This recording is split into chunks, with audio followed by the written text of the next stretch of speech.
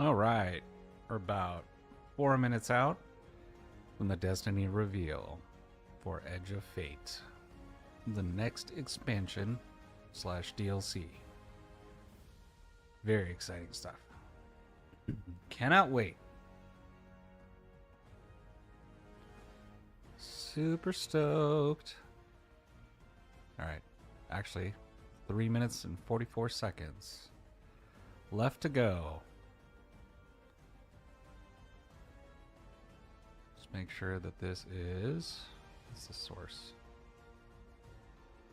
Quality. There we go. 1080p 60. Duh.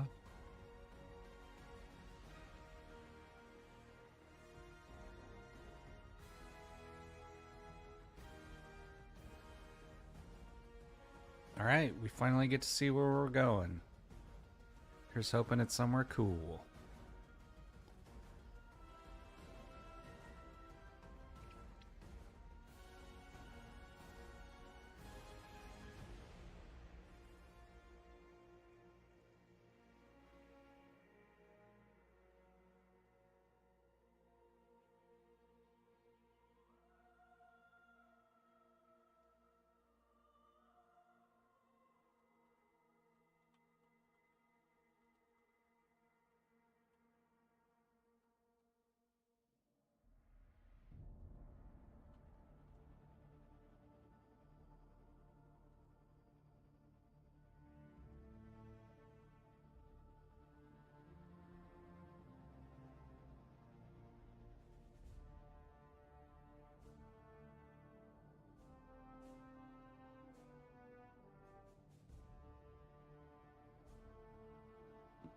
Whoops.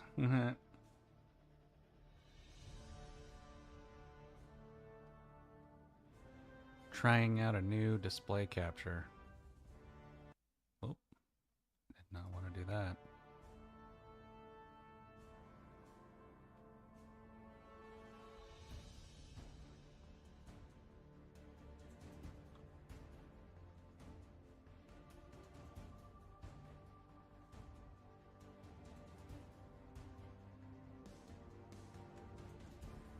Bow, bow, bow, bow, bow, bow.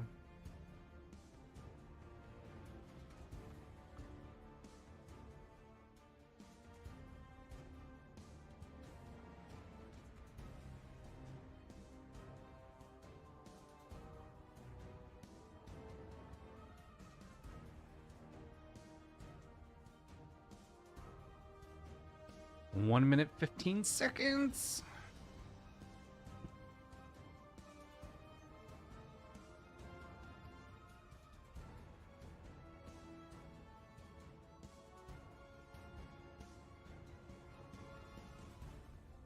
Ooh, stream starts soon.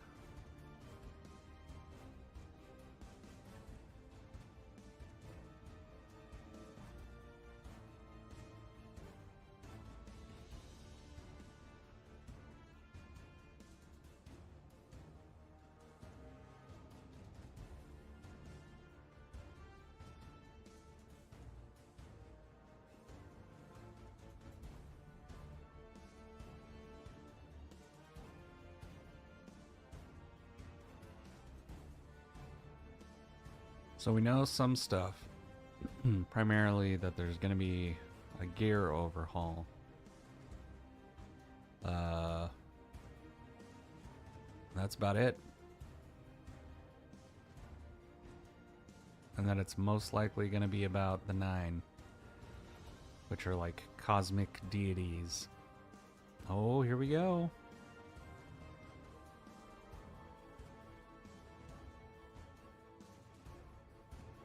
Ten, 9, 8, 7, 6, 5, 4, 3, 2, 1.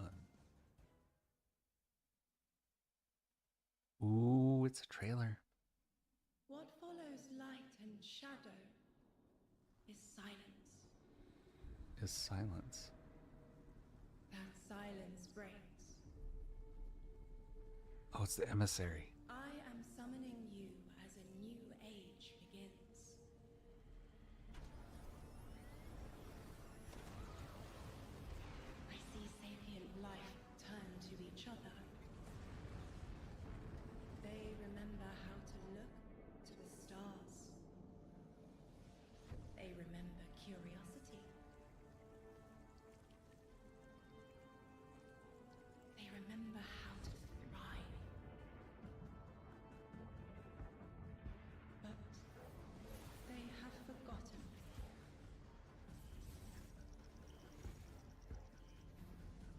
forgot we were here long before the Traveler. Ooh. They forgot that they need us. But they are fated to remember. I will remind them. I'm sure you will. But not through me. Find someone else. What?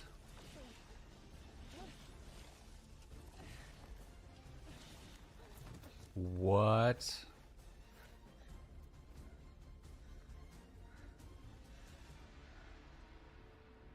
My will is my own. Get the fuck out.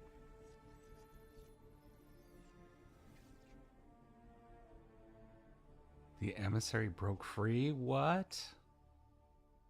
All right, everyone, hello and welcome here to Bungie HQ in beautiful Bellevue, Washington.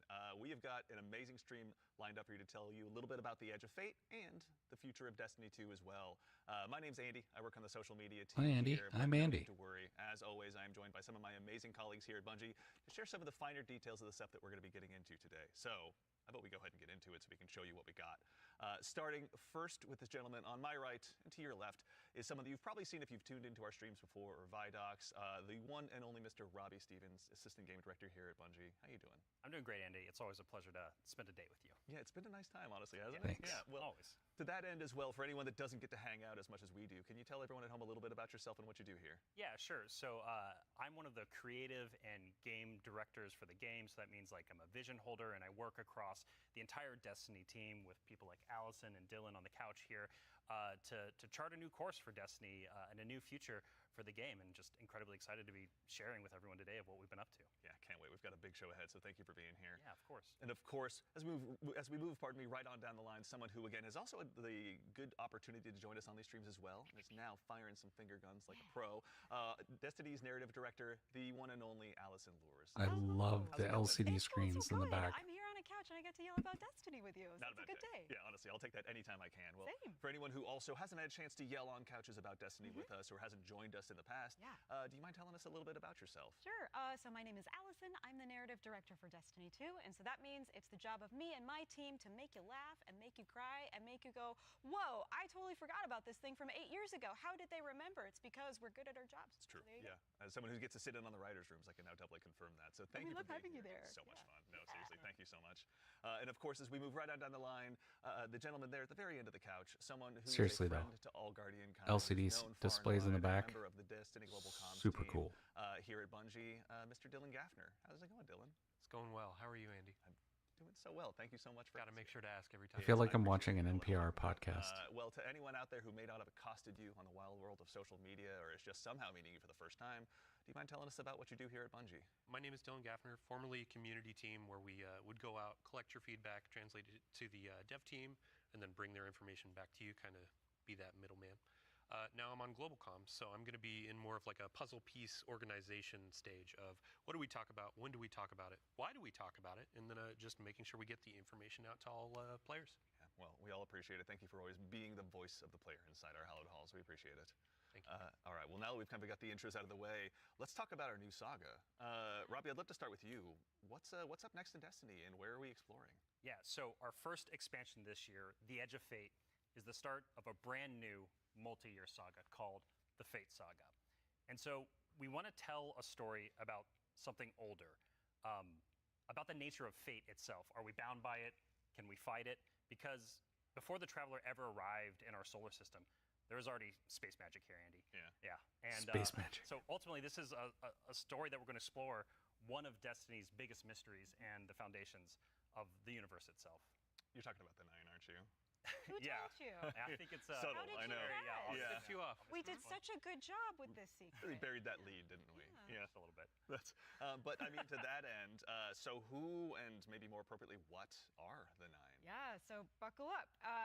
In the simplest description possible, the Nine are extraordinarily powerful beings that have been in the solar system for way, way, way, way longer than the Traveler. We can think of them as being kind of connected to each of the the major celestial bodies in Sol. So that's each of our 8 planets plus the sun. Sorry, Pluto. It's messed up. Didn't make the cut. All right, fair. I don't make the rules. Yeah, there you go. But the important thing to know about them is that this is why we're going to be so focused on the solar system for the next saga. We want to ask questions about our home that we've never asked before. Yeah. So when it comes to the 9, obviously, Eagle-Eyed Guardians have been able to spot references to them for quite some time, whether it be outright ominous or a straight-up game show in some cases. Can you tell us a little bit maybe about what we should expect from them? Expect to be surprised. We're, like you said, the lore of the 9 really ranges from like Star Horse infinitely neighing to the 9 doing genuinely awful things in our lore. And so the important thing to know about them is that the 9 are individuals. This isn't a collective. It's not like a hive mind. Each of them are kind of their own being, their own person in the loose definition of a person. They have different wants and desires. They can ally with different members and fight with different members too. In the words of one of our characters really early on, there are aliens, and then there's aliens, and then there are aliens, and that latter one is what the 9 are qualified as. Fair enough. All right, so beings of obviously immense power, something that the Guardians have gone toe-to-toe with in the past. We've even faced off against the very embodiment of the darkness itself. Yeah. What could be tougher than that? Yeah, so this is something that we think about a lot about, because ultimately the 9 seek to free themselves at no matter the cost to humanity. And because they're extra dimensional in the ways that Allison are describing, they're not bound by the same rules that we are, that we've really experienced before in the game today. And so humanity and the Guardians, to many of them, are ultimately just bugs that can be squashed on, that they don't really care or think about beyond, achieving their ultimate goals. So. Yeah, I mean, like, for the last 10 years, Guardians have really just been making their own fate. Yeah. I mean, so the 9 is challenging that. How are we going to deal with it? Yeah, whether we like it or not, the 9 have a plan for us. And like you said, Guardians are really good at making their own fate and going out and deciding who they want to be. But what happens when them deciding to make our own fate is exactly what our fate is? Like, what if that was the plan all along? These are extra-dimensional beings. That means they perceive our reality in a very different way and can interact with it in a very different way. It's like they're a move ahead in chess. Weird. What a reference. But you were mentioning, obviously the Fate Saga is one of the subjects of today. How long can we expect the Fate Saga to last? Yeah, so the Fate Saga is going to play out 9 over years. several years, and ultimately we know where we're driving this car. We know where we're going with it. But the conclusion of the Edge of Fate itself is going to leave you with more questions than answers, and it's going to be the catalyst into this new multi-year saga. Because we really want to return Destiny to being a game about big questions, right? And so the way we think about this is about pouring jet fuel into the speculation engine of the game. So we're going to be revealing a lot of ideas, a lot of concepts, and many of them we're not going to be answering immediately, because we're going to be telling the story over multiple expansions, and we're going to be giving you those expansion beats more times than we have before in the past. And so the Year of Prophecy kicks off with the Fate Saga, and with it, humanity is now set on a collision course with this celestial pantheon of the system that has been here for a very, very long time. And so the Edge of Fate launches on July 15th. And then the second expansion of our Year of Prophecy is Renegade, which comes this winter. And then later in 2026, we've got Shattered Cycle and The Alchemist. It's a lot of stuff. Yeah. Oh, a lot of exciting interesting. So again, the Edge of Fate is just the beginning of this long journey of this awesome vehicle we're all jumping into and driving together, and it's going to take us to some new places. That's exciting. So with regards to the Edge of Fate right here in front of us, I you were also really mentioning hope the Blast Alchemist something today. You've got some gameplay with you, Oh right? yeah, we doesn't can- have Yeah, we should more show those off. It's a Check- doozy. of that check it out. potion crap from the last season.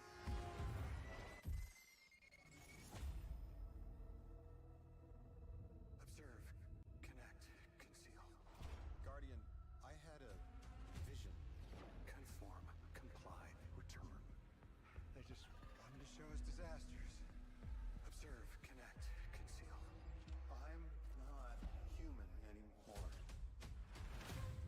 Return, conform, comply. No one else should know what this feels like. We're doing Elixni again? Man.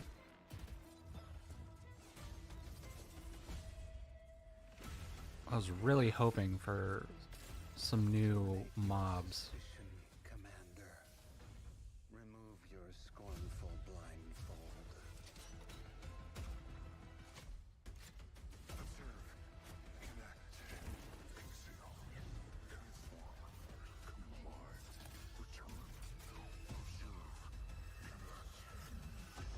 dude. Return.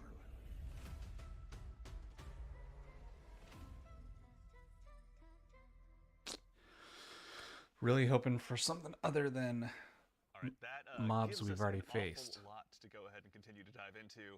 And here to help us go ahead and explore a little bit more of it, everyone, you probably noticed we've been joined by someone new here on the couch. We are privileged to be joined by someone who's the originator of perhaps my favorite all-time Destiny emote, the one and only Dave Samuel, art director here at Bungie. Dave, how's it going, man? It's going great. Thanks for having me. Absolutely. For anyone who maybe for some reason somehow doesn't have that emote in their collection or hasn't seen you in a past Vidoc, do you mind telling us a little bit about what you do here at Bungie? Yeah, I'm art director on Edge of Fate. I work with the art team to visualize the narrative and design and kind of bring it all together. It's a lot to bring together. Thank you very much for being here today. Yeah. So, with the Edge of Fate, it's obviously the first expansion in the Fate saga. Allison, I'd love to start with you, actually. What can you tell us about the Edge of Fate? The Edge of Fate begins with an invitation, and we are invited, along with a very specific group of people, to a location, to a moment in time, for a very specific reason. Very specific purpose. Very specific reason and purpose, yes. And the place that we're going to is called Kepler. And so you may be saying, now, Allison, hold on. Hold your horses You read my mind. second, Yeah. because the Kepler I know is the one that's way outside of our galaxy. What do you mean we're going to Kepler? And I say, like, dear friend, didn't you know if you look inside in Destiny's universe, the Oort cloud at the edge of the solar system, you'll find a little planetoid that also happens to be named Kepler here in the world of Destiny. And that's where we're going, to Kepler. Super exciting. And this is kind of a, Robbie, we were talking kind of before the show. This is like like a first taste of something new, right? Yeah, so what you're seeing here is us just trying something new. We're expanding the universe of Destiny, creating new mysteries to uncover. This whole destination is about exploring a labyrinthian world that took inspirations from things like Dreaming City, exotic missions, dungeons, and it's wrapping it all through a Metroidvania-inspired experience. And so at the heart of all of this, at the heart of the Edge of Fate, is a player-driven exploration and discovery of an exotic world with brand new abilities. So actually to even just maybe dig a little bit deeper, like how is the Edge of Fate going to be different from past expansions that we've made for Destiny? Yeah, so at the global scale, when we're thinking about expansions in the Year of Prophecy and the formula of Destiny expansions going forward, first off, we're doing 2 expansions a year instead of just 1. And think of each of these expansions as a little bigger than something like a Rise of Iron from D1. And so both of these expansions combined are going to be even more expansion content than we've done in the past. And by delivering 2 of these a year, we're upping the pace of major world and story events that really matter to players and are going to be pushing the Fate saga forward. And so we're trying radical new things with each of these expansions. And so alongside this new destination of Kepler, this exotic world that players will explore with brand new abilities, we also have world tiers. And world tiers allow you to take on a higher level of challenge on the destination in order to extract some of the best loot within the release. But what's cool about world tiers is as you play through the mainline story and you play through the first couple of world tiers, you're going to unlock later world tiers. And as you're claiming these abilities, as you're exploring the world more, as you're discovering more within the release, you're putting these puzzle pieces together and you're figuring out how to solve all the mysteries on Kepler with different ways. And so you might play a puzzle in one way, a mission in one way, and when you're in these higher world tiers in the post game, you can start to solve these problems in different ways that you couldn't before in the original playthrough. And so alongside like all of this, we're also going to have a ton of quest full content world that we're nether. rethinking about how we use within the game. And so Interesting. on Kepler, there's some non-linearity within the destination itself. And so with a lot of our side quest content that is related to the critical path, but you don't have to play it. It's there for you to explore. It's driven by your discovery of the world. You're out in the field, you discover something and you pick it up, and that's going to help you explore the characters in the world of Kepler more and go deeper on that story. And so, yeah, again, this is all about us just looking at the formulas that we've been building in Destiny over the last 10 years. And some of them are really strong, but they're due for some experimentation and some radical changes. And so that's what you're seeing here with the first taste of the Edge of Fate. Very cool. Yeah. I love everything you just said. I was a little distracted by some of the gameplay we were showing, like exotic sniper rifle, I think I saw. Kind of recognize that. Oh, yeah. Some enemies with a couple really cool twists, like Okay. Yeah. But then also there was a Guardian that turned into like a lightning ball. Yeah. Yeah. So there's multiple new abilities that your players are going to be able to discover on Kepler that's going to make them navigate and look at the world in different ways. But the one you're talking about, Dylan, we see it as our premier ability, the crown jewel to release, and that's called Matterspark. And Dave has joined us, and he's helps us take the vision of the narrative and the design and the art and smush it together in amazing experiences. And so I think Dave should talk to us more about Matterspark. Yeah, please. Yeah. So there's this new source of energy on Kepler, this strange dark matter. So the Guardian binds itself to the dark matter using the arc powers within. You can think of the dark matter as like a medium, and the arc as this catalyst that will allow you to completely change form. Transforming into Matterspark lets you squeeze into tight areas, race around areas, jump over stuff, and it also allows you to turn into this basically electric rolling ball of death, jolting and shocking enemies that come across your path. So obviously, one big part movement, one big part combat, but I mean, even just in addition to that, to look a little bit, wider, like how did the Matterspark Ball kind of influence the world that we're going to be inhabiting? Yeah, the team really had to rethink what it means to build a destination with these abilities in mind. A simple hill becomes a ramp to get to a new space. A crack in the wall, it basically will reveal a whole new area to explore. It's also a new way to engage with enemies. Instead of taking a bunch of enemies head on, you can find a Matterspark pad, transform, turn into this electric ball of death, and then just start racing around the arena, dash over their heads, and flank from behind, and then really give the House of Exile on Kepler a bad day. As well we should. It's a good day for us as well. So what are some of the other Kepler abilities that we'll be able to unlock while we're out there as well? Yeah, so each of these Kepler abilities are a mix of dark matter and our Guardian's powers. So we have the Relocator Cannon, which is this new fallen dark matter tech mixed with void. This is going to allow you to bypass laser walls, use these cascading relay networks, and just basically teleport around the world. Another ability that we have is Mattermorph. This is dark matter mixed with strand, allows you to manipulate the environment. You'll be able to basically push and morph and move geometry to create bridges, open up doorways, and then also reveal secrets and new opportunities. Yeah, so what's really important about what Dave is describing, and when we were thinking about building this world, it was all about hey, here's this new tool to navigate and see the world in a different way and solve little puzzles and mysteries throughout the missions, the free roam, and the quest content, and beyond. But also what was really important to us is that we lean into Destiny's first-class ability gameplay.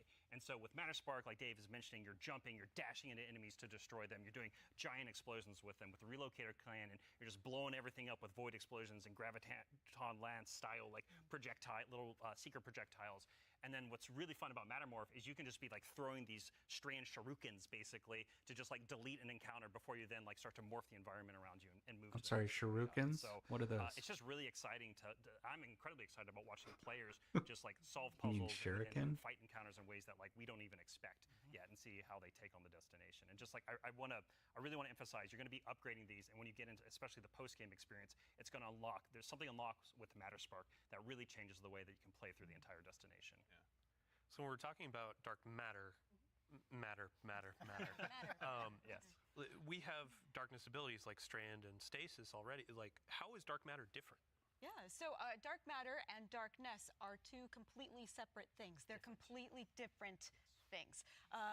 But dark matter does exist in our world. In the world of Destiny, we know it as being tightly connected to the Nine. It's what the Nine are actually made out of. In our world, dark matter is invisible. You can't really see it. And it wouldn't be very fun to make a destination where there's an invisible thing that you can't actually see. So lucky for us on Kepler, there's a bioluminescent microbe that allows us to see all of this substance that's impacted this world so much. It allows us to see how it's impacted the plant life, how it's impacted the behavior of the peoples that we're going to encounter. And we can see how it has been able to bring these things that are kind of unstuck in time into this current location. I do have to put on my drifter hat for just a second and what does it smell like? What does it taste like? Yeah, yeah. Dark matter smells and tastes like bleach and math. Yeah, it's true. Cannot wait to get that chip flavor. Yeah. Get it with a sandwich today after. It's zesty. Yeah, it's pretty good. Actually, so on the topic too of stuff in the trailer as well, we heard someone talking there. Can you tell us who that was? Sure. That was Lodi. Lodi is a new character that we're introducing in Apollo. Not in Apollo. We're introducing him in The Edge of Fate. Yeah. I want to give a special shout out to Brian Villalobos, who portrays Lodi and does a spectacular job. This character is fascinating. He's kind of a fish out of water, but the fun thing about tropes is to kind of put a twist on them, right? So what if that fish that we pulled out of the water was the most qualified fish to be pulled out into the air? Down for anything. It's down for anything. Yeah, And yeah. what if that fish was kind of made to be pulled out of the water? I don't want to give away too much because this character is way more fun for the players to figure out what his deal is, but I will say that Lodi is very, very far from home. Very fair, very exciting. So, I do have to call out too, before we started this, you and Robbie were talking about how Lodi is like a notice me character. Oh yeah. Robbie wanted a senpai. I did. Yeah, I wanted someone that I just wanted to spend a bunch of Yeah. time with on this new adventure we're going on. Yeah, a friend that we can look up to. Yeah. right, yeah. Notice me. Notice Notice me, me. Lodi. Yeah, of course. He It will, writes he will. itself, or rather, Allison does. So, with regards to the characters as well, so is it a whole new cast of characters in The Edge of Fate? No, we're going to see some new faces like Lodi and other characters, but we're also going to see some familiar ones too. Ikora is here. The stakes are high enough that she's here investigating what's going on. And as it turns out, in one of our major mysteries, she's kind of at the center of it. She was invited here, as was Lodi, same as we were. All of it's kind of tied together. Very exciting. So, Big year. Oh, if I can. No, no, yeah, please. no, Yeah, yeah. please, Like yeah. the way we think about this is about all these characters. Their fates are intertwined in some Yes. way. There's these puppet masters that have been pulling the strings for a very, very long time in order for everyone to get here at this moment. And so, as a guardian and these characters involved, they're going to have to decide if they're fight your fate. Like that's what we think about for these individuals. That's what they're going to have to go through and determine about how they can stand up to this new conflict that is surrounded by the Nine, because they are fated to be here. And what does that mean for them, and what does that mean for their future and the future of Soul itself? So with regard to these new characters and this world we find ourselves in, was there anything about that setting, or in particular, that really influenced the creation, rather, of this world that we're going to be inhabiting? Yeah, I'll give you a list of fun facts. First off, if you've been paying attention to Destiny over the last week or so, you already know that there's been people on Kepler for a long time. That's an old-ass computer that you were putting those numbers into. We also know that the Vex are here. They're studying the Nine because it turns out the Nine can do something that the Vex can't. As Dave mentioned, the House of Exile are also here. They've become fixated on a being that they call the Giver. And kind of most importantly, the dimensionality on Kepler is really thin. So the 3 dimensions that we can know and see and touch are very close to the realm that the Nine live in. And that means some things from Earth's past have been yanked into Kepler's present. Exciting. Nice. Yeah, I mean, so we've been talking about invitations throughout this, and we need to call out an invitation that's actually going to be waiting in the game after this is over. Ride of the Nine begins today. Yeah. So I believe we have a trailer to show. Yeah, you were nice enough to bring a trailer along. I'll go ahead and give it a look really Yeah, quickly. let's do it. Yeah. Yes.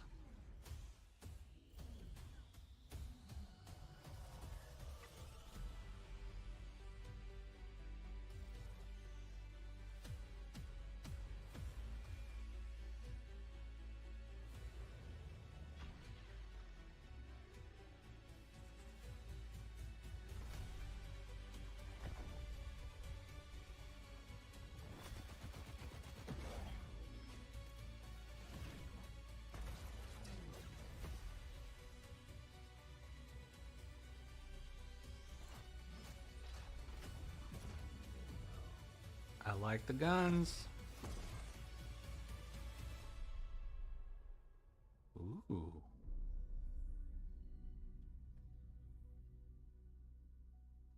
I want fancy new guns. All right, so that's Ride of the Nine, which Yeah. is our essential prologue story for The Edge of Fate. And these 3 dungeons that are featured in this event are free for all players starting today. And so what's really important about this is that these dungeons are both for veteran dungeon crawlers, hardcore raiders. People have been in these places a lot, but also new Guardians who have never stepped into a dungeon before, right? What was really important for us when we were developing Rite of the Nine was that we are changing the formula on how we can think about how we can welcome even more people into these experiences. And so you're going to be able to go in solo, buffed up, and explore a dungeon by yourself, or go in match made with other fire team members shoulder to shoulder for the very first time. But don't worry, because we also have that higher level challenge for our veteran, our hardcore dungeon crawlers, where you're going to be able to earn the best possible loot, exclusive rewards, and also an exclusive title as part of Rites of the Nine. What's also really important about this event for being a prologue for the Edge of Fate is that it really reintroduces the emissary into the game, and you're going to learn why her job is pretty crappy and why she quits at the top of the Edge of Fate, like we saw at the beginning of this show. And so, Andy, we've been talking a bunch about how our Destiny expansions are changing the formula for Destiny going forward. So now I think it's time for us to start talking about how the core hobby of Destiny is changing going forward, the day-to-day of playing Destiny, week-over-week experience. And we've got someone else on the couch here to help us talk about that. We have an expert in that very subject now who has gone ahead and joined us on the couch. We are now joined by the one and only Mr. Ben Womack, creative director here on Destiny. Ben, how's it going, man? Hey, I'm doing great. I'm really excited to be here. There's a lot to talk about. Yeah, seriously. There is a lot. Yeah, it's going to be a very good conversation we have coming up. Yes. But before we get into that, can you tell us just a little bit about what you do here? Yeah. So I'm the Destiny 2 creative director for the core game, or the core hobby, as we call it. Yeah. And it has to do with all parts of the game, everything from Edge of Fate, through our seasons, through the fundamental systems. And in particular, like Robbie's saying, I've been focusing on thinking about the kind of building blocks of Destiny 2 and getting those like not only stood up, but also transformed and iterated on in some really exciting new places. Nice. Well, let's go ahead and just start at the top. Can you tell us a little bit about what like the core formula of Destiny is changing and why? Yes. So I think we need to start with the why first, because it's important to think about what is Destiny, what is great about Destiny. And Destiny is best when you have like awesome chases that you're excited about. You have really cool, powerful builds to make, and there's a mountain to climb that's right in front of you that you want to climb. You're like, I want that mountain. It looks pretty cool. And the thing that is not always true right now in Destiny is like it doesn't feel as streamlined as it could. Players don't have as much agency. We want to be player driven. We want to be more rewarding than we are. Because right now there are barriers to playing Destiny like in the best way. And those barriers are insurmountable sometimes. So think about that whole picture of, okay, what is the Destiny that we really want, that has been in the past, that we also want to get back to, and where we want to go for the future? That's where all the changes you're going to see have started, like at their inception point. 3-man raids, come on. It's a big piece of the pie. Massive updates coming across so many systems of the game, and this is like we're just getting in, digging into the surface. Yeah. Yeah. I mean, to that same end, then, how are we making it easier? Pardon me, to go ahead and just get straight into the fun. Oh no, let's do it, because that's exactly what we want to do. Yeah. And the first thing you're going to see when you log into Destiny with Edge of Fate, you're going to log in your character and see your ship in orbit. It's going to say, it's not going to say Open Director. It's going to say Open Portal. And the portal is our new front page of the game. We're trying to like get you to the fun as fast as possible and as few clicks as we can. Like we even have Edge of Fate there in the corner, so that it's like right immediately there. No fumbling around with the map to get to it, really.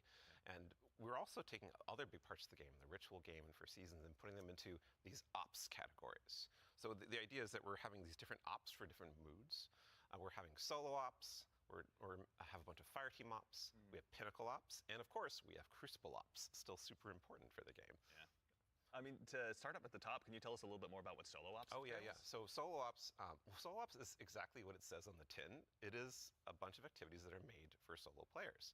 And the conception point of that was we want to make activities for players who have a smaller amount of time that they want to play in, and they don't necessarily want to have dependencies on other players, but they still want to get in there and play for 10 to 15 minutes and get some real progress. Yeah, get some loot. Yeah, get some loot. Yeah. Get some loot and get your character forward and feel like, I played some Destiny, that was great.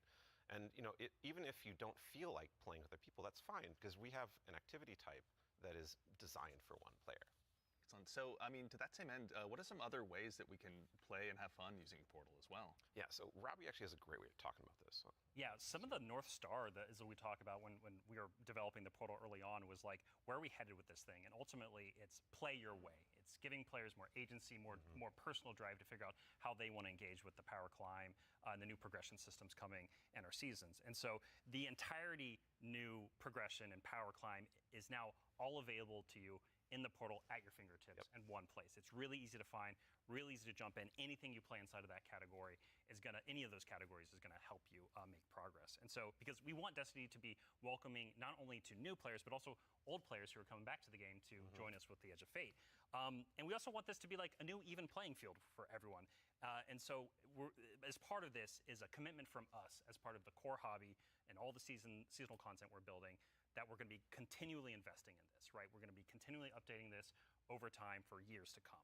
And so, you're asking me directly, like, what else is there to do? Yeah. Ben mentioned solo ops.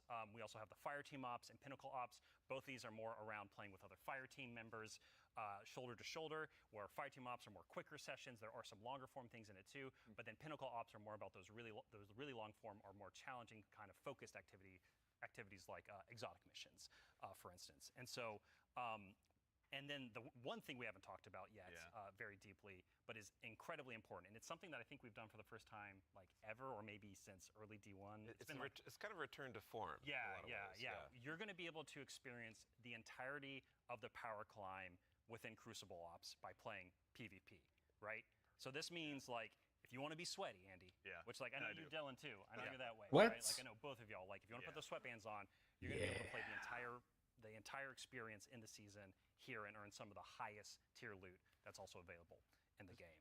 I have to say, this is like super exciting because like my player type or other folks out in the community, like they want to go in, they want to jam on PvP, but then their friends invite them to do a dungeon or a higher tier activity, and they're like, oh wait, I need to grind a long time to get up to power. Now through PvP, they can get up to power, and you can just bring them into that PvE experience and have a fun time with each other. Yeah. So. That's honestly how I primarily played D1, so I'm really looking forward to that. So it sounds like the core, obviously, of what you guys are talking about, play the way you want to play. It's at the center of all of it. What if I really want to challenge myself, push myself? Oh yeah, a little bit more? That's important to us. Yeah. So Death's important to us. well, death, but also success. Yes, and that's true. from it, That's right? true. Yeah. Yeah, and so we really want to give agency. That's one of the things. Player driven towards loot and challenge. And so we have a really hugely expanded activity customization system. We have a lot more difficulty levels, and we have a ton of new modifiers. I really We have 50 like this new modifiers along system. with all the old modifiers that we've released in the past that are going to make this big curated web of options for you to experience any of the PvE content in the curator. And so, like, we have Banes, not just old Banes that we have, but new Banes Ooh, as well. ultimate. We also have boons to help you like get advantages in your activities and for your build. We have challenges and trade-offs. And the fun part is you're going to get these different combinations that are available, and you're going to then make a mix that's actually going to change the way you play and be pretty interesting, and sometimes be the way you prefer. Ooh, they're you play. resetting the There's a light new levels. boon called Grappler that I personally love. It's kind of my preferred way to play, where they give you 3 grapple grenades, replacing your current grenade. You can't do the melee, but they recharge super fast. So any build you want, you could now Spider-Man around any map. It's actually super fun. It's so fun. Yeah, and I mean, like, what's at the heart of what Ben is talking about is what we kind of call the virtuous cycle, right? Where you're going to be crafting your build, tinkering with the activity, looking at like how you can earn a higher tier of reward by taking on a higher challenge. And as you earn better loot, you're looking towards that next mountain to climb just ahead of you all the time. And so this is really about how far you want to push yourself upwards within the portal itself. But also, we also are thinking about the people, and that's the depth, right? That's the depth of the challenge that we're talking about. That's also, but we're also thinking about the people who don't have as much time to play with like solo ops, and also if you're scared of modifiers or you're scared of customizing these activities, or you just don't feel like doing it. Yeah, that's a great way to describe it. Thank you. We have a bunch of quick play options, right, Ben? Yeah, quick play options, and we actually have matchmaking and fire team ops. Oh, and we have fire team finder. And so you're able to like really choose kind of what you're in the mood for. Oh yeah, we technically have matchmaking across every activity that exists. Except for solo ops, because that's solo. Right. But yes, otherwise, but in the fire aside teams from or that pinnacle one. ops, it's everything. Yeah, you'll have options to play by yourself or with other people. Oh, actually, a really fun part is you can play a strike by yourself as hard as you want it to That's now, true, yeah, which is really fun. Yeah. Oh, that's You're talking nice. About like all the different boons and combinations. I think at one point you were saying around 50 or something like that.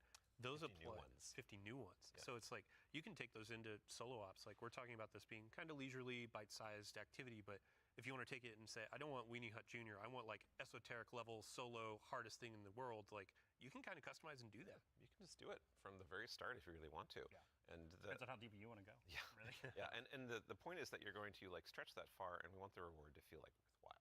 Yeah. Yeah, you want to feel like as you're pushing yourself, you are rewarded for it. That is something that's really important to the vision here for the portal. Yeah. Rewards, huh? Rewards. There are a lot of rewards, aren't there? It's funny you mention it. Yeah, we've got Banes, Boons, modifiers, but let's talk about gear for a little bit here. Yeah. What's changing about loot and why should Guardians care? Yeah, so like talking about chases and mountains and builds, like gear's at the center of all of that. And we actually have 2 giant gear changes I'm gonna like put in 2 little buckets for us to talk about. The first one is Armor 3.0. And the next one is gear tiers. And so like talking about Armor 3.0 first, we are probably making the biggest change ever since Shadowkeep.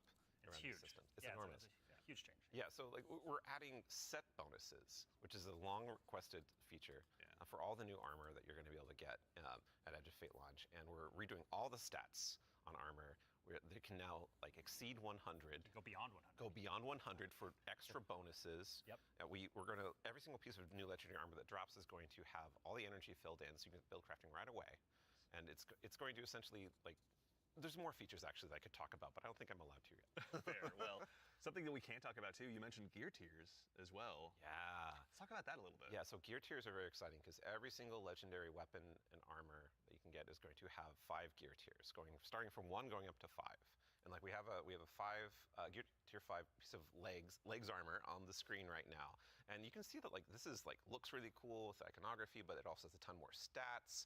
And oh look, what's that? Yeah, what's going on with the energy there? Yeah, the energy. Ben? Yeah, that energy says 11, and that's it's true. 11. Yep. It's not a typo.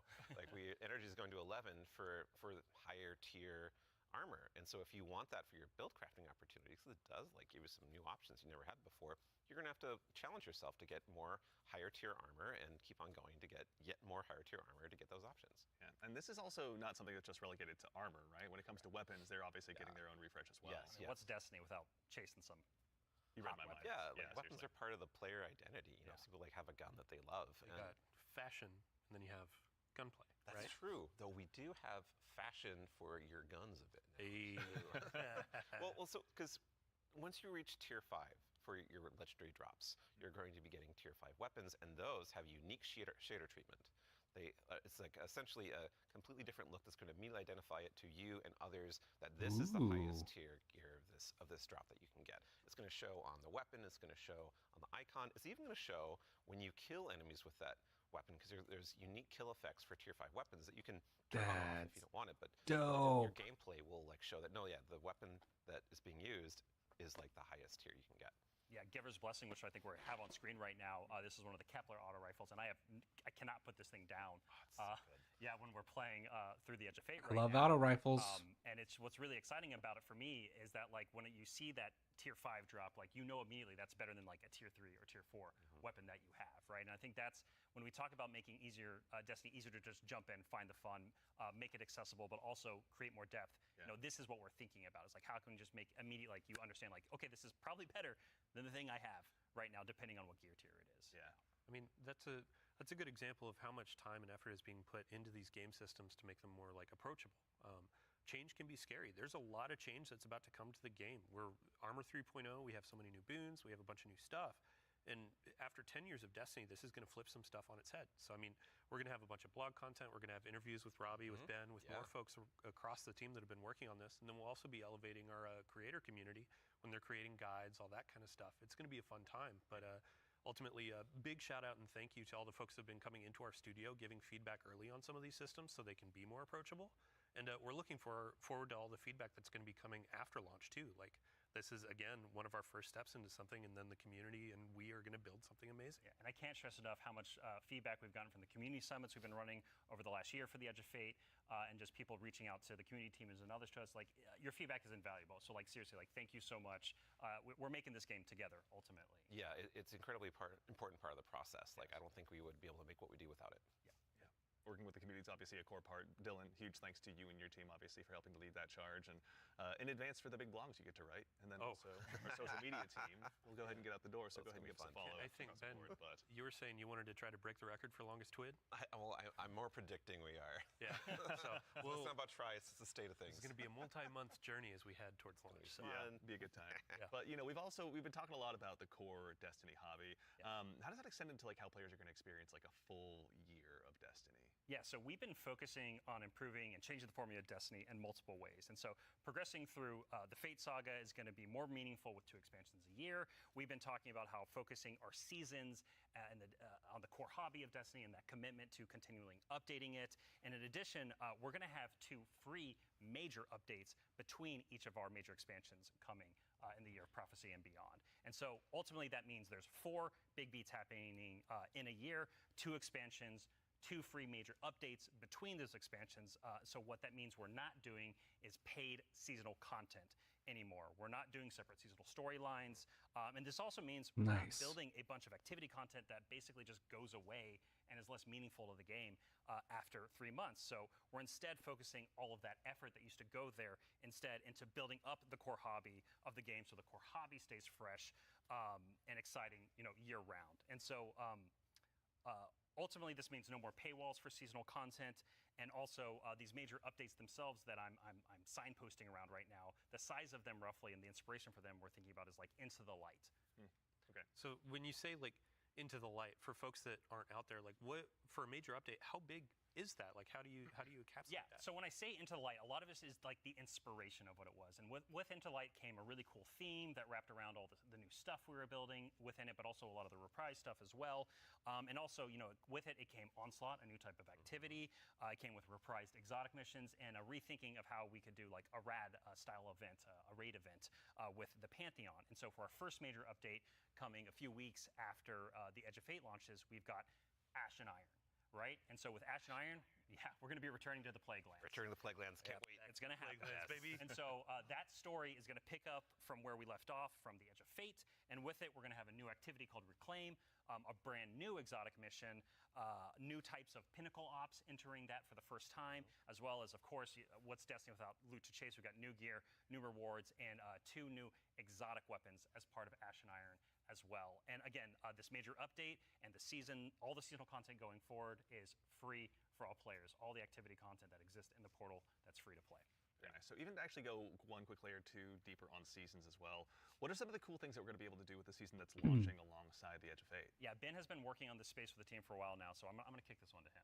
Yeah, so we're trying to make any time the best time to hop into Destiny. And one of the ways we want to do that is we want to invest in events that are like accelerating the game and enhancing every part of the game, but also bringing new cool stuff. And actually, we've been working on this so long, we actually have some new cool stuff coming before the Edge of Fate. It's a special little treat. Yeah, special little treat. So this Friday, you can play a little event, maybe you've heard of it, called Heavy Metal, which is Tanks vs. Briggs, a new PvP mode. It's super fun. Yes. I would kind of wish I was playing it right now, I'm not going to lie. But the thing that people at home don't know is we have a new reward. That's a unique thing in Destiny if you invest in this event, if you go and play. And it is a free-to-play event. So this reward is free-to-play. It is a new combat vehicle that goes in your Sparrow sled, combat Sparrow, if you will, called the Griffin. And this is a really cool, combat-ready vehicle you can take anywhere you can summon a Sparrow. You can summon it and use it to fight your enemies and just have a really good time. And there's some really cool build crafting things with this vehicle that I don't want to spoil right now, let people discover, but I'm super excited for it. They all thought they were going to ride those skimmers forever. Well, I mean, we've been saying like, what was it? Skimmer is Flash and the Griffin is Splash. There we go. And the dad joke quota has been met.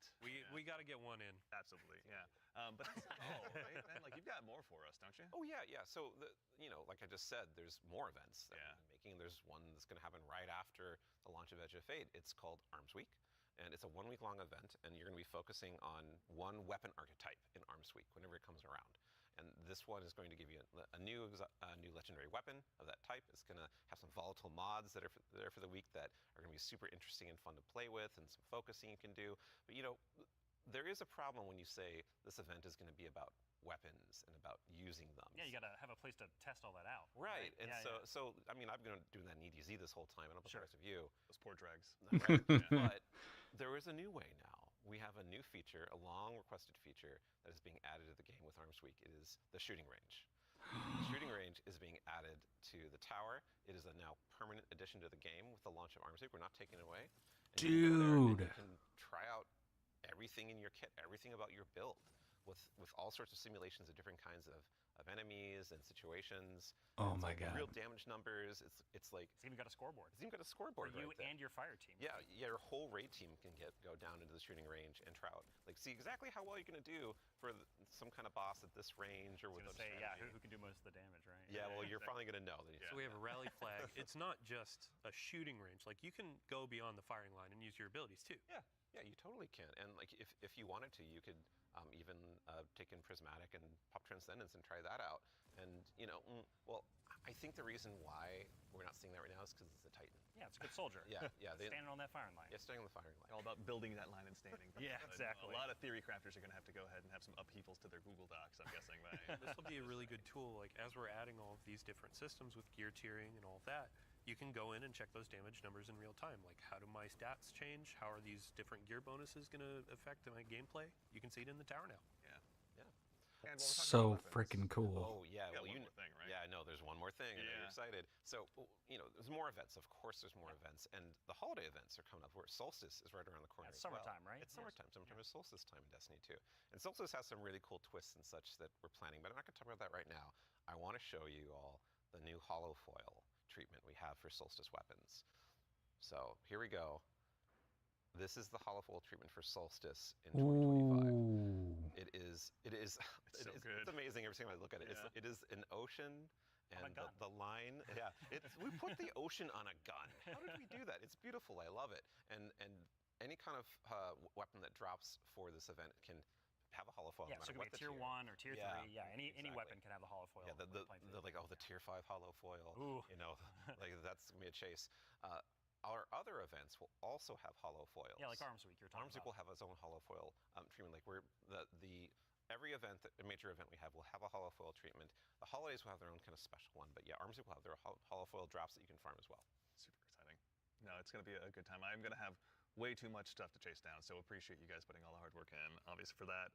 But I believe we've got one more thing.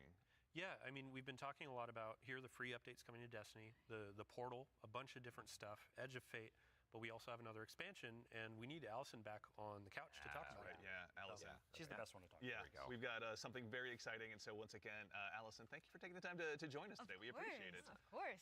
I'm so excited to be the one more thing. Yeah, it's a tradition around here, so we're glad that you could obviously go ahead and lead us into this one. But as Dylan mentioned, we've talked about the Edge of Fate, but this is the first year we're going to be doing 2 expansions over the course of a year.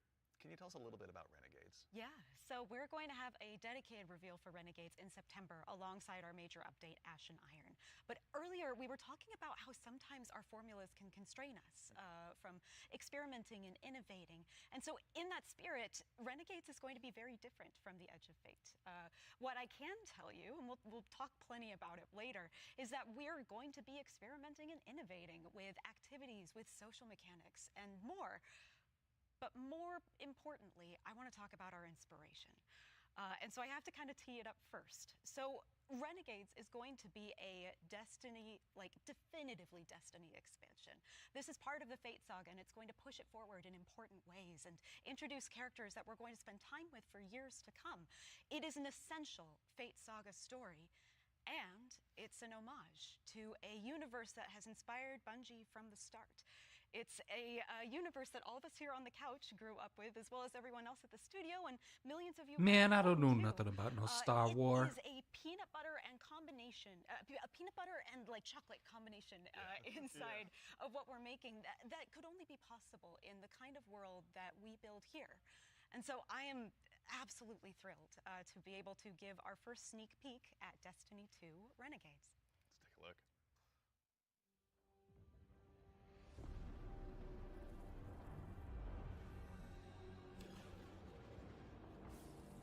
The Star Wars. Lightsabers.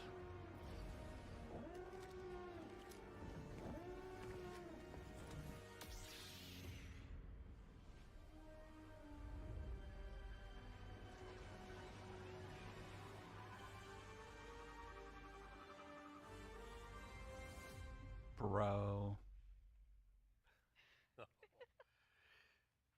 Okay, Robbie, what did we just see? Yeah, so that's Renegades, which is coming out this December. And to really drive it home here, Renegades is a one-of-a-kind Destiny experience, right? And just like we on the Destiny team have taken inspiration from other genres like dark fantasy or cosmic horror, Renegades takes the space western vibe and aesthetic that is Star Wars, and it puts it through that Destiny lens. And ultimately, it's created a new lawless frontier that is emerging within Seoul. And so, like, we're so excited to show Renegades off a little bit today and to be talking about it more in the future in September alongside the free major update with Ashen Iron.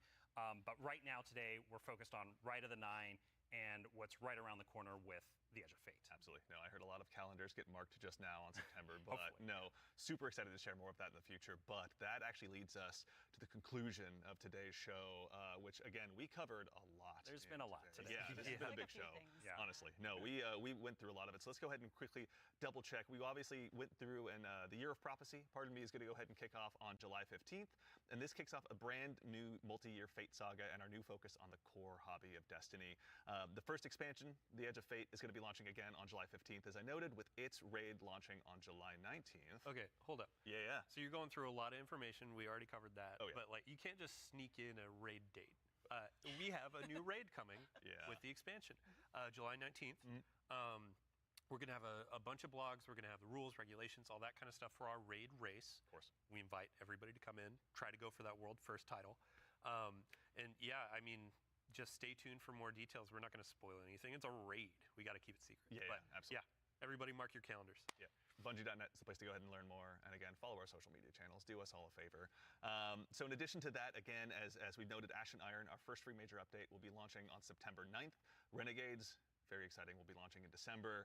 And then keep an eye again on our social channels. We'll provide all the updates once they're available. But as far as today goes, the Edge of Fate and the entire Year of Prophecy pre-orders are available starting right now. Now, pre-ordering for starters, the Ultimate Edition will go ahead and unlock the New Land Beyond. New Land Beyond, that exotic sniper. Super I can't wait, man. I can't wait, same, honestly. That'll be unlockable in addition to several other goodies. And also, we've also got a collector's edition that'll be available.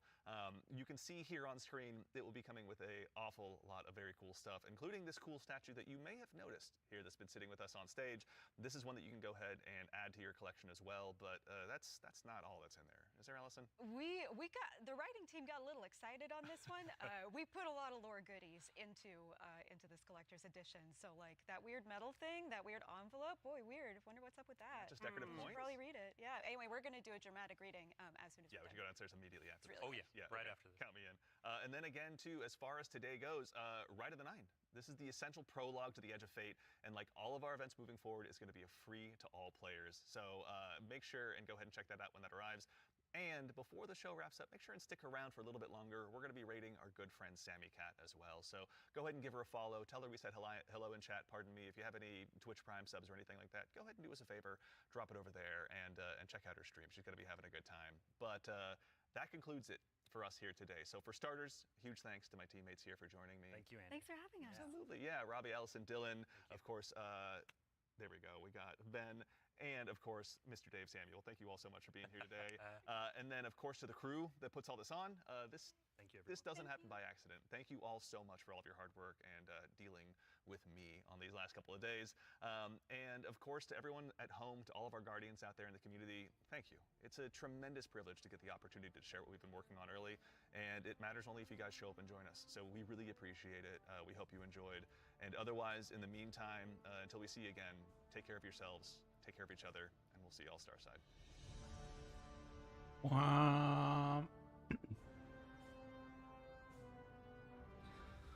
Well, holy crap. There's a lot to unpack there. Good gravy. Seriously, though.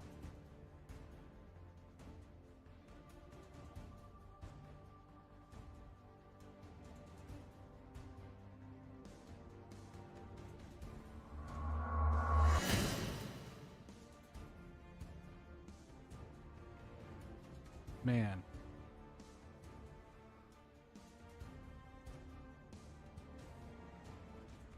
It honestly feels like they're making Destiny 3, but over several expansions. Instead of just making like a brand new game, they're just slowly working in these like system-wide changes.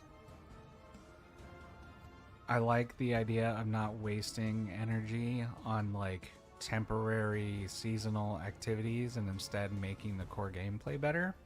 That's a huge win.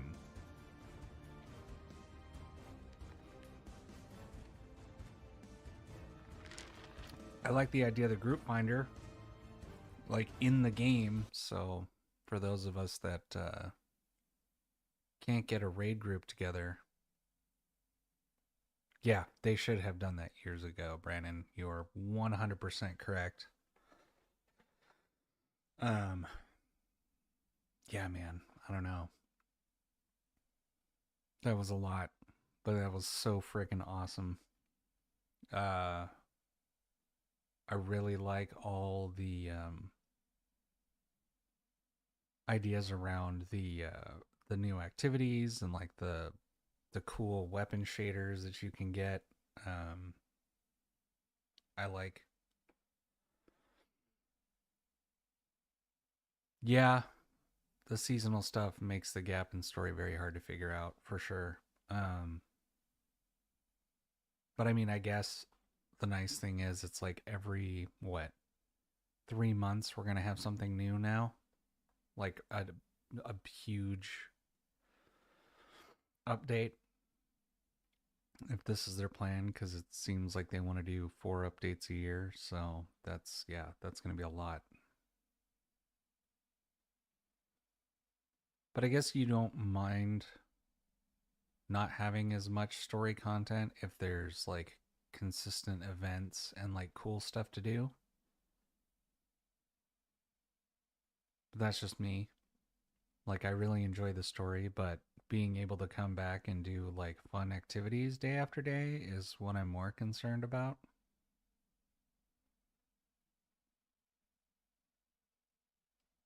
Yeah, I don't know, man.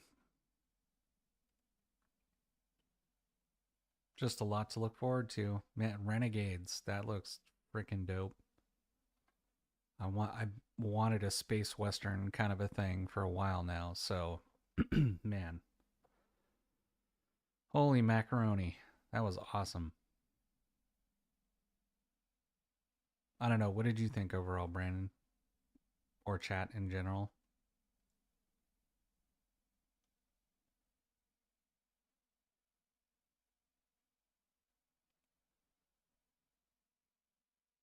I'm actually gonna hop into some Overwatch while we chat.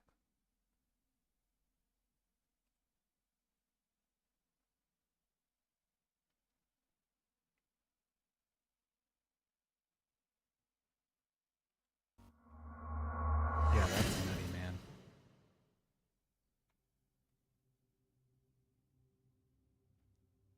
All right.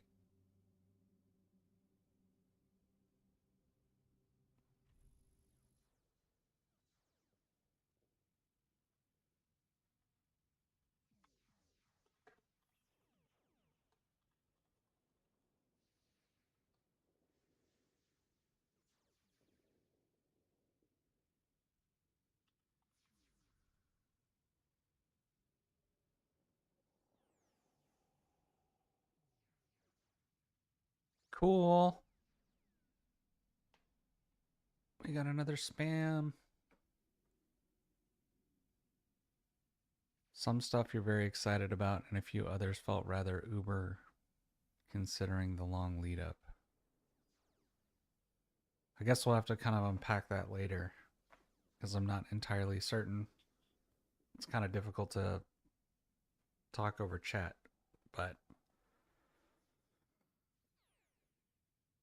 when you mean uber, did you mean it was kind of like, considering how much hype there was behind it, it just kind of seemed lackluster? The one thing I'm really frustrated about, if I'm being honest, is the lack of new enemies.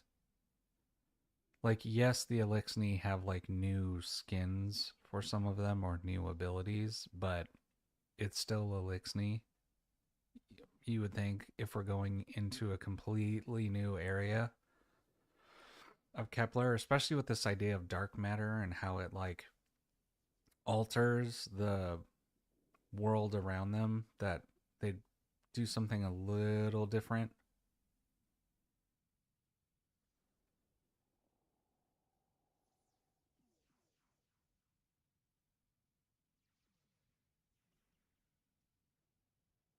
Novel to play is Marble Madness, but I can't imagine it being something that dramatically improves the game. Again, I'm curious on your thoughts. We'll have to discuss this later because I'm curious which aspects of the game you feel won't be like a huge improvement. I do feel like the portal idea is a great step in the right direction, but I don't know. I really like being able to look at the map and all the planets and all that, but it is difficult to navigate at times when you're looking for something specific.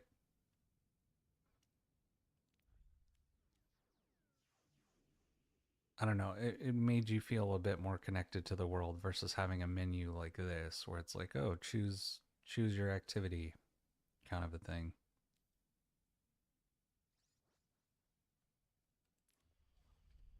I mean, we'll have to see.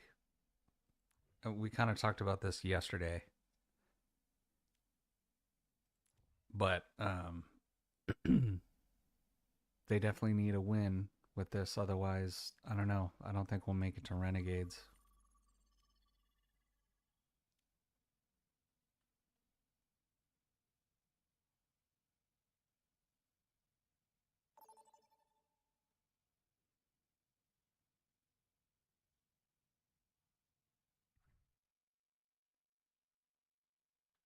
Now traveling to Paraiso. Oh, Brandon's in chat. All right, you're in Discord. I'll hop in. Hello, sir. Hello. I figured you were probably working, so I didn't want to bug you too much. Yeah, I am, but I can chat a little bit. I mean that some of it felt a little underwhelming considering the long lead time. I thought they were going to fundamentally change some things a little bit more than they have, and realistically, it seems like most of what they fundamentally changed was just the UI, which admittedly did need a big update, but it's also not the most flashy, interesting thing. Yeah, I definitely. Oh, go ahead. No, I was just gonna say I thought that the kind of everything that it seems to center around is like building it from the ground up, like you said, or like basically making a Destiny 3, but without having to release Destiny 3 and just do it piecemeal over the next several years. And I thought there would be some more like mechanics changes instead of just, like user interface changes. And the only real big mechanics change was that like, oh, I can turn myself into a marble and throw myself up a hill. And I'm sure it will be novel and interesting for a while, but I also can't imagine it like really making that big of a difference in the long run of like how the game actually plays.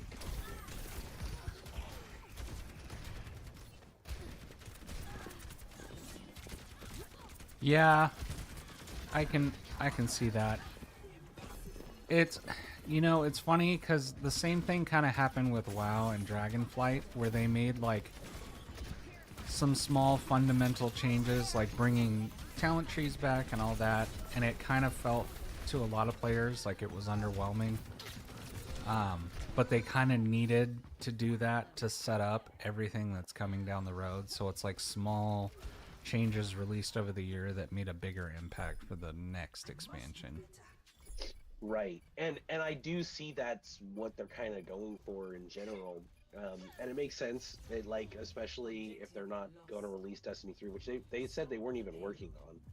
Yeah. So they're basically trying to do it in increments, but Destiny as a whole has been kind of dying.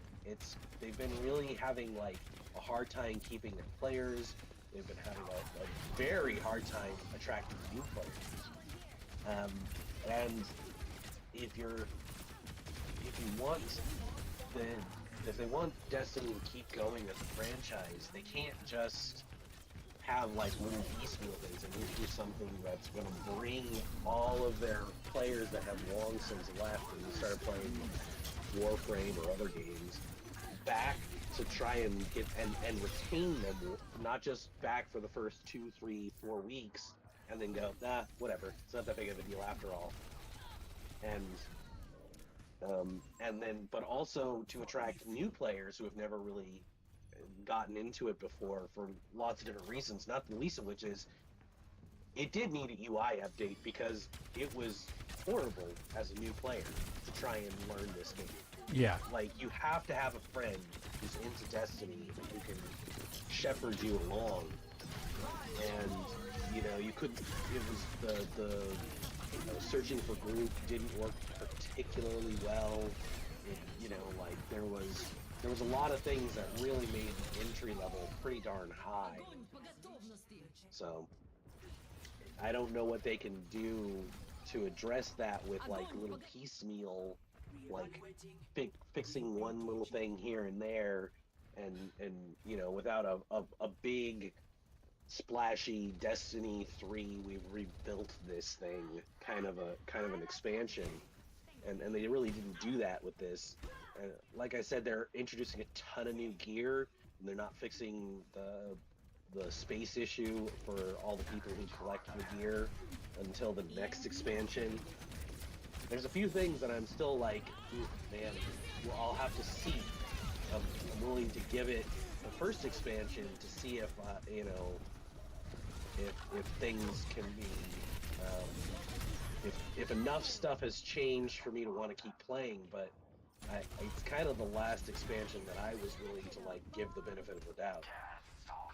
So I think that's the big problem with Destiny right now, and I think that's what a lot of these changes are for, bringing on new players, because in many respects I think older players, the goodwill's already gone. So it doesn't matter what they do. They could have come out with an absolute banger and the older players would have found fault in it somehow.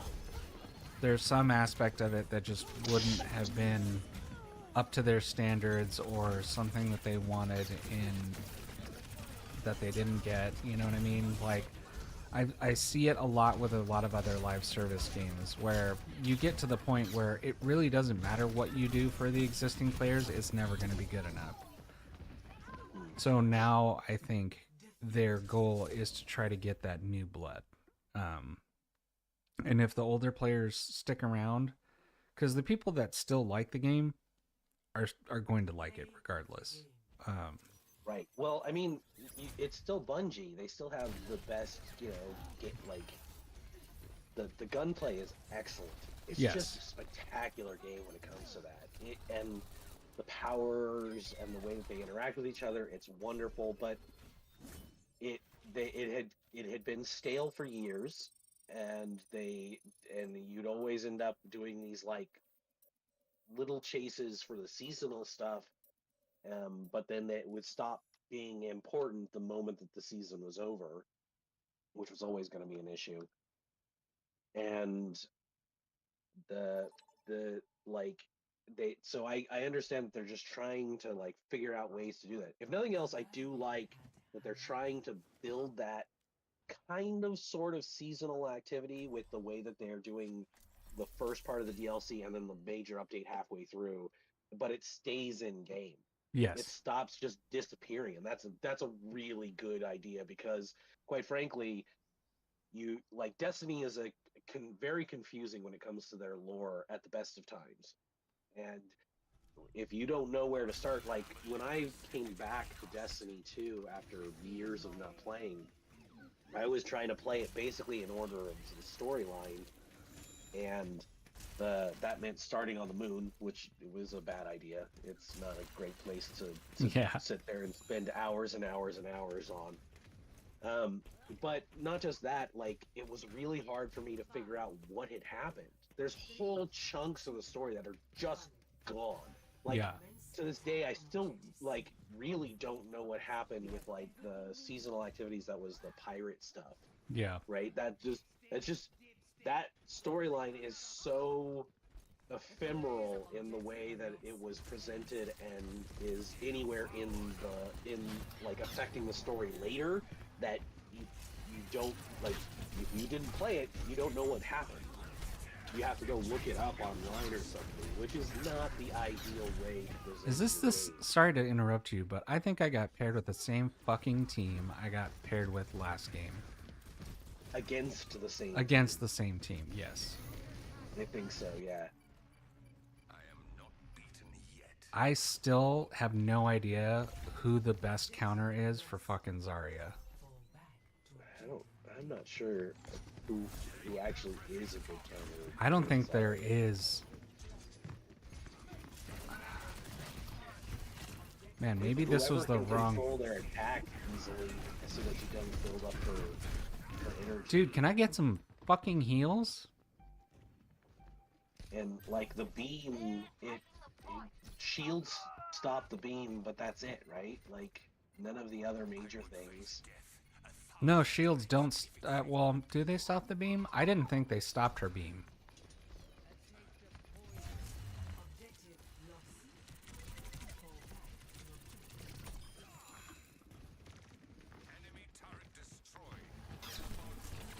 It's not like I'm being overly aggressive, too. You know what I mean?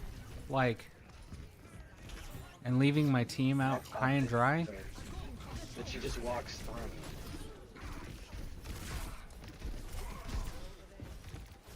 Come here. Oh, there you are. Okay. Fuck. There we go. Come here, you little shit.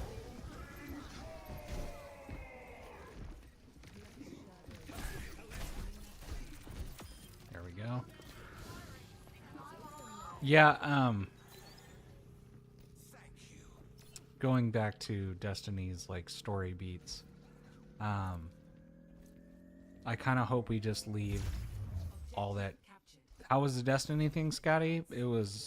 I really enjoyed it. I think it's going in the right direction, but then again, I'm a really new player, so everything is still new and exciting to me. I imagine seasoned players aren't as excited as I am. But I do like when things change. It's just it feels in some ways a little underwhelming considering the state that it's in. So again, they're not swinging for the fences quite enough, considering how bad like the loss of numbers is and their tension is. So again, that's kind of my question about, and it's a perspective thing, I think, because I'm so new, it's fresh and exciting to me. But do you think that most veteran players are beyond the point of anything really being enough to make it truly exciting and something you haven't already seen 100 times before? Because that's the problem I have with WoW, is that I've played so much over the last 20 years that there's not a whole lot that they could do to really make it seem new and interesting and fun. Because at some point you end up repeating a lot of the same kind of content. Right. Well, I mean, there were certain things I think that probably would have been able to do that. I mean, the obvious one is just adding some form of new power, but they did that with the last couple already. So with Strand and with then Prismatic. So I knew they weren't going to do anything that big. I am really looking forward to the armor stuff. I think that's a really big one. It does annoy me a lot. They're going to add that much new armor sets and yet not fix the fundamental problem, which is that you never have enough space to hold it all. They want you to have multiple sets and multiple guns of the same type over and over and over again, and then it just bloats your inventory to no end. So Because you can't just yank out what you need. here's my big question. And I should probably stop playing Overwatch because I'm not paying attention nearly enough. I just needed something to do while I was just shooting the shit. My big question now is with this new tier gear, it really feels like it's going to invalidate all the stuff from before, with the exception of exotics. Because if you have all of that gear stockpiled, it'll never compare to the new tier stuff unless there's some way to craft. Correct. It's a soft sunsetting, which they've done before. It's not like sunsetting, and they haven't done that already. That's happened what, 2 times before on weapons or on gear and weapons. So like it's a soft sunsetting is essentially what they've done. Yeah. And there's that again. I'm not really having an issue with that as a concept, but because also the way that they're rolling it out, that old gear actually will not be completely useless at first.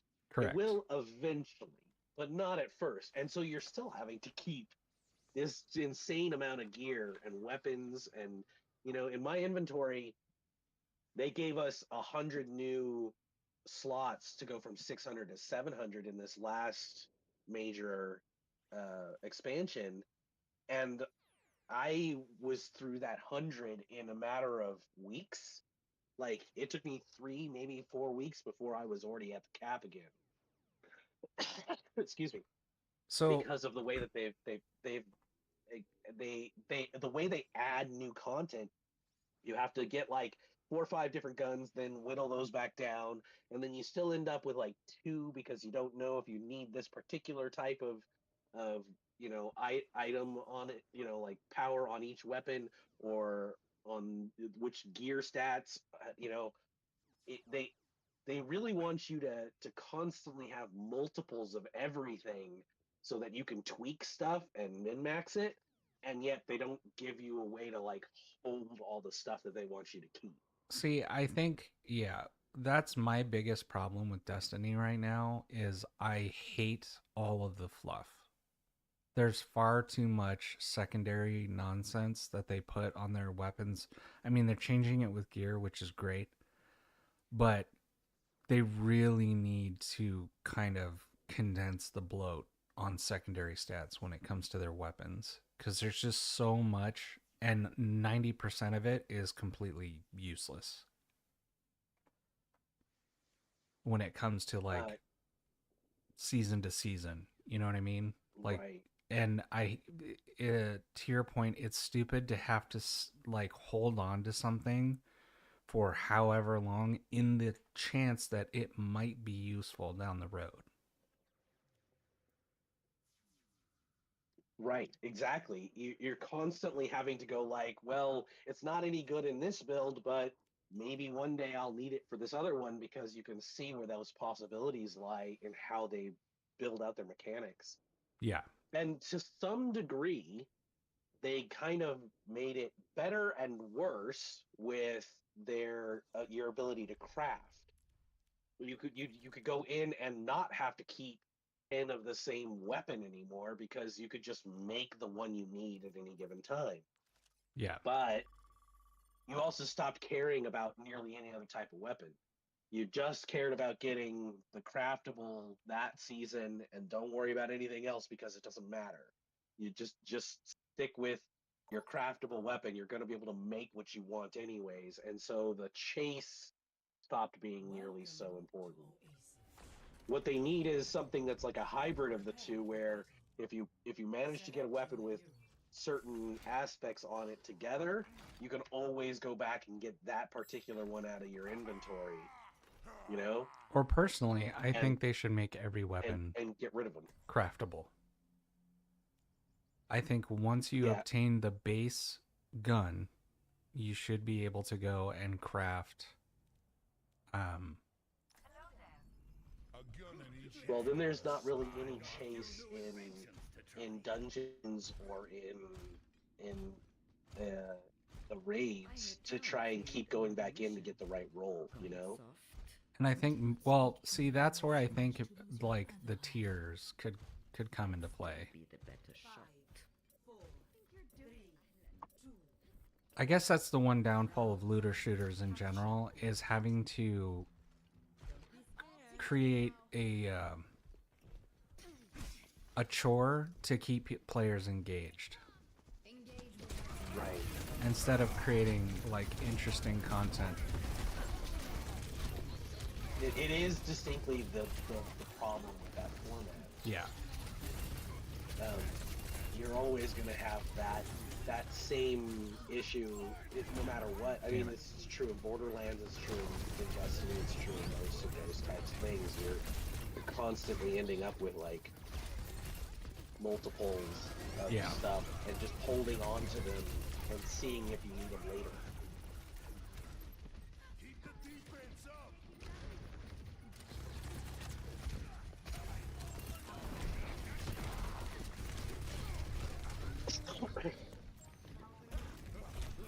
Man, it'd be sick if my DPS could actually fucking kill someone. Just one someone. Just one someone. Or a That healer. Mercy in particular would be a really good one. Yeah. I ain't fucking around with that.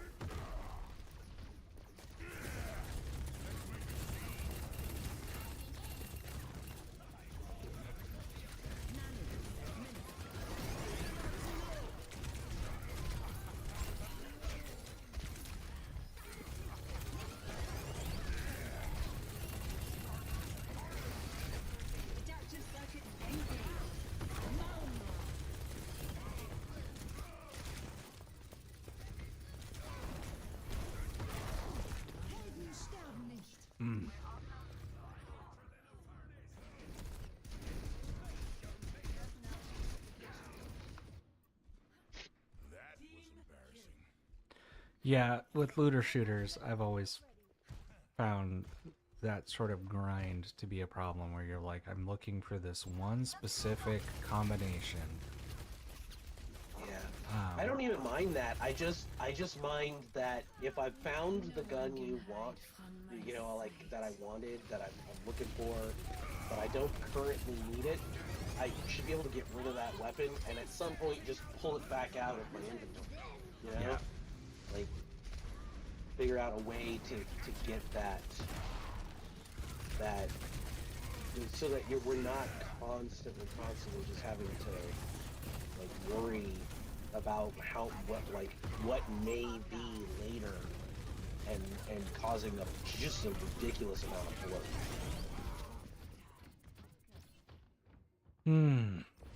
Yeah.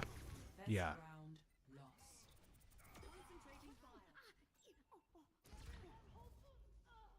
But yeah, overall, I think the Destiny thing looks promising.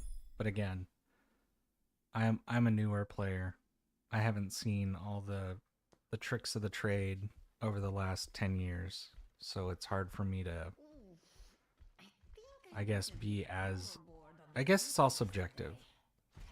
Yeah, I mean, the storyline looks interesting. I'm glad they're going in that direction. I was a little surprised that they didn't make kind of a bigger splash with this one, storyline wise. That they're going with the like, ooh, we're mysterious, but they, you know, that's one of those like that's just how they've done most of their stuff. So it's not overly surprising, but it's also the beginning of a new multi-year journey. You'd think that they'd have something that's a bigger, like less of like a what could possibly be happening, and a little bit more of a like, this is where we're heading, and then unfold your mystery of it all kind of a thing, you know? Yeah.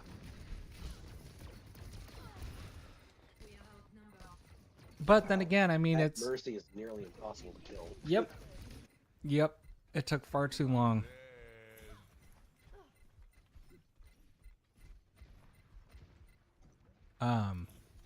But again, like it's the start of the saga, like you mentioned. So if they kind of like jumped the shark at the start, then where would they go from there? You'd have to I don't continue. even mean that. I just mean like, like when you decide you're gonna put in a new bad guy, a new storyline, a new whatever it might be.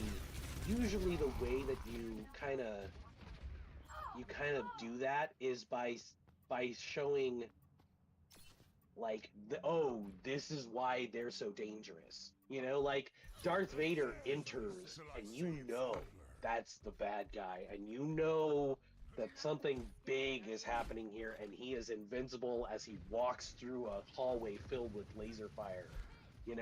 I mean, And we could still get that then- moment. Oh yeah. It's definitely a possibility, and there's certainly even a probability. But I've also seen how they do their storylines, especially over the last few years, as they were trying to get to the big bad guy of the Witness, and they don't tend to tell stories that way. Yeah. And so that's just the style that it is for Destiny. And so I knew going in that there probably you weren't going to necessarily get that, like, this is the new ridiculous bad guy kind of a feel to it. And then figure out kind of the whys and the hows and what the motivation is or anything else as you went along with the little mysteries. They like to have it be an unfolding mystery right from the beginning without any new things. But Destiny's 10 years old. They'd already been doing that for 10 years. They finally concluded that last storyline with the Witness. They finally managed to have a culmination of it all. I would have liked to have seen some sort of new big giant kickoff moment, and then into how they're gonna unfold what they're gonna unfold, kind of a thing. Yeah. It was more of a preference than like an actual like thought that they would do that. I didn't expect them to. I just hoped that they finally would like go, here's our new time. We're going into something big and new and open that we haven't really had before because we've been driving toward the Witness for so long. And it's not surprising. It's just one of those, like, you hope for something big to hook people back in and go, oh, this is where we're going with this, And with this trailer, it really felt again like they're just like, let's give them as little information as possible, and really like make everything, all the motivations, all of everything as opaque as possible, Yeah, it's a difficult line to walk, because if you give everybody too much at the start, then the excitement when you discover said things in game is less impactful. But then at the same time, to your point, you also want to hook people enough without having to play the game to make them interested in playing the game. Right. And that's a difficult line to walk. Because if you I'm looking forward to the way that the level design, the Marble Madness thing, it seems kind of novel, but I do like that you're going to be able to play that level over and over and over again, and each time you're going to be able to like unlock a little bit more and move a little bit more and go to new places, and it gives it a little bit more replayability compared to some of the earlier planets that they'd had. So I'm excited for at least that aspect of it. Although it seems like a more novel thing than it is like a true, like, oh, this is a new mechanic I can really get behind. Well, I think it is, though, personally, in my opinion, because right now there's no real reason to go back to planets. In all honesty, once you've gone through the story and you've gotten your pinnacle gear or whatever else, why would you ever go back to planets unless you're just farming public events for Glimmer? Right. This Yeah, and world tier system is like the Nether 2.0, where not only are you getting increased challenges, but you're getting little secrets. There's a lot more to explore. And it increases the challenge and the need to go back. And it seems like there's also going to be an increase in gear progression as well. Like you'll be able to get bigger and better drops the higher the tier is, for whatever world you're exploring. So ultimately, I think it's a huge change and a big win, as far as replayability and just the day-to-day, like actually having a reason to go back and do stuff.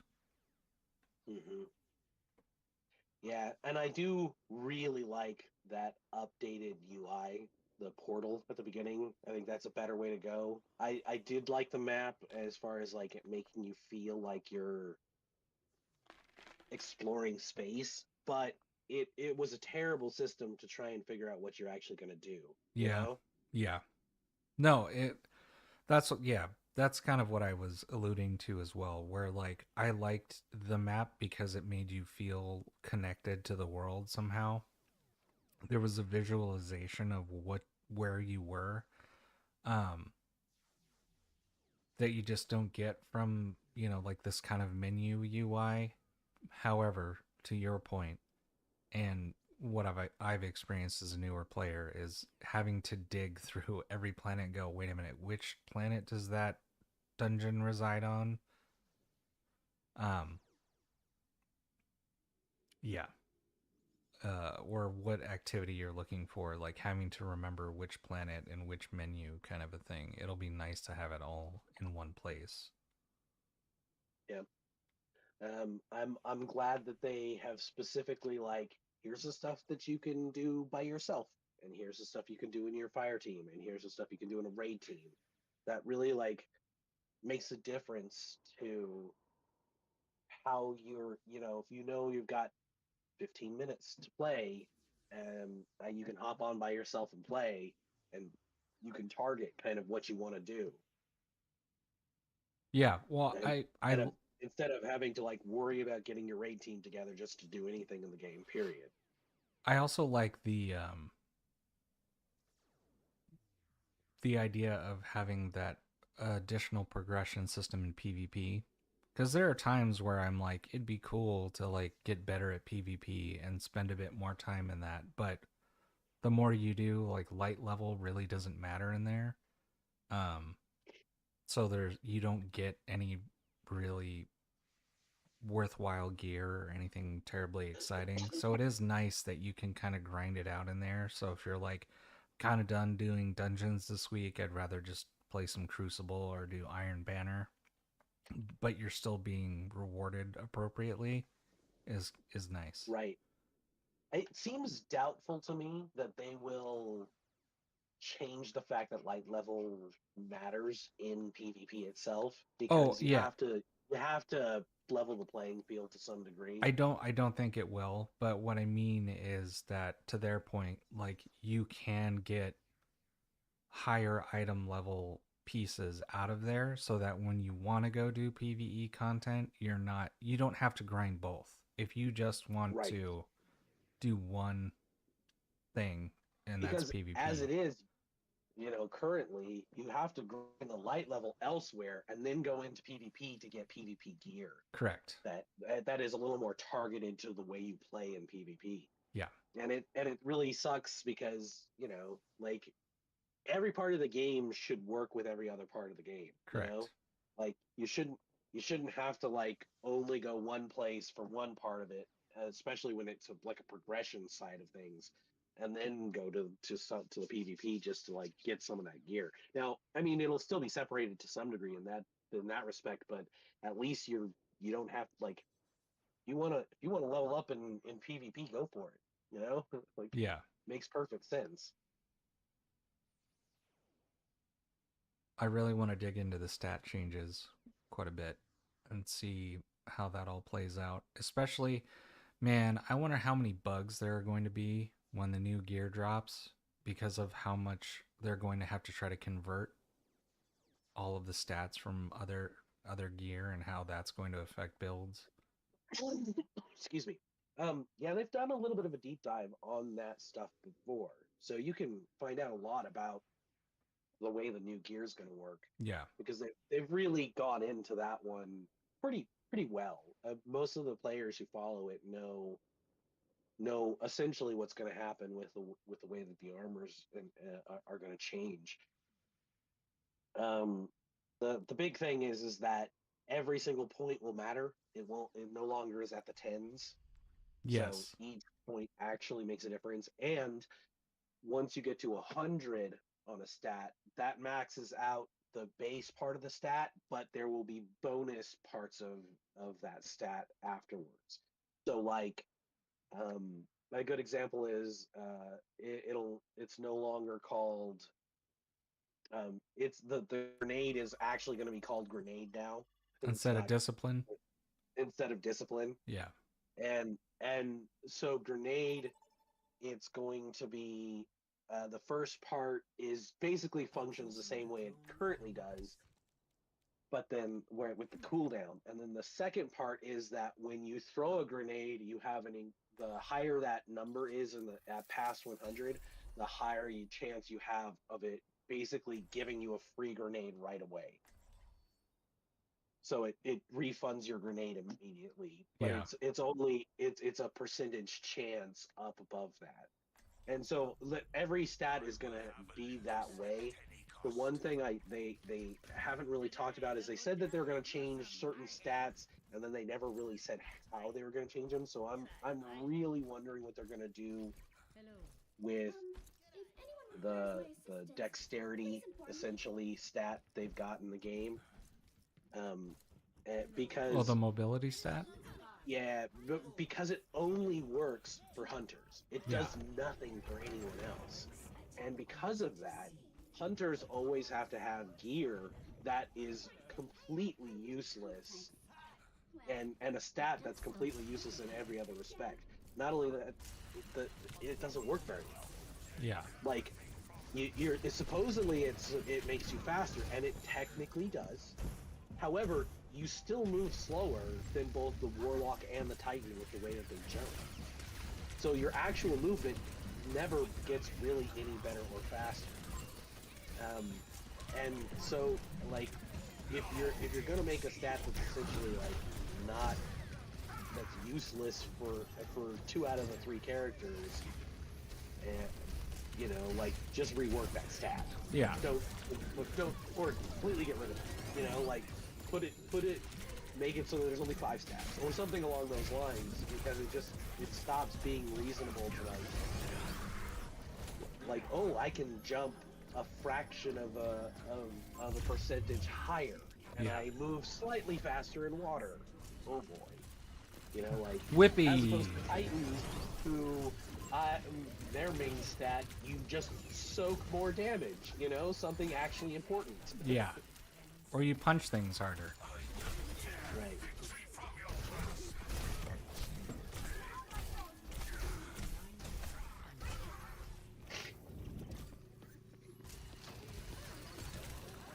Yeah, there's a few minor things that they really haven't completely revealed as when it comes to the way they're doing the armor, but mostly you can find out kind of what the new armor is going to do and how it's going to interact. Yeah.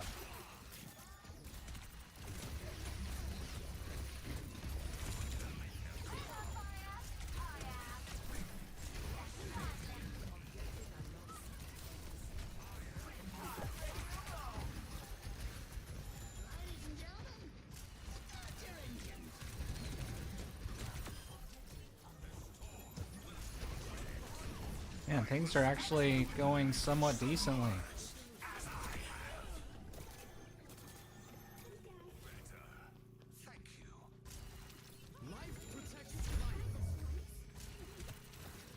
It's amazing what competency will get you. Don't even have to be good, just competent, you know?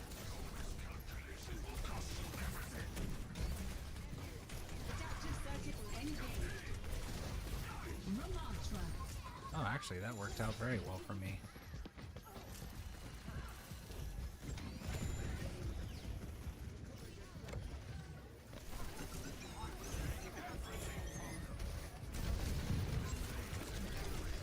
Ooh, that did not work out well for me. Yeah, I'm interested to see some of the deeper dives that happen a little later. I'll tell you what, though, I'm gonna go ham on some heavy metal this Friday. Or this weekend, I should say. Heavy metal? That mech battle. Yeah, try and get that, the Battle Sparrow.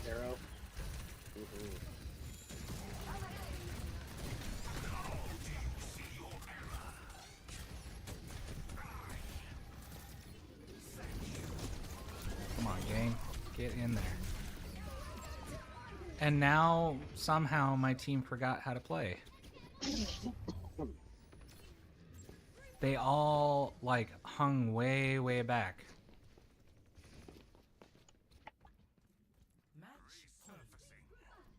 Yeah, like, we could have won this several times over.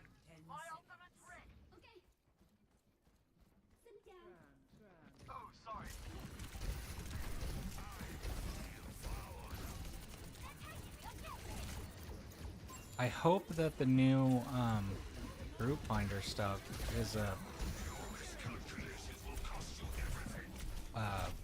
a bit more effective.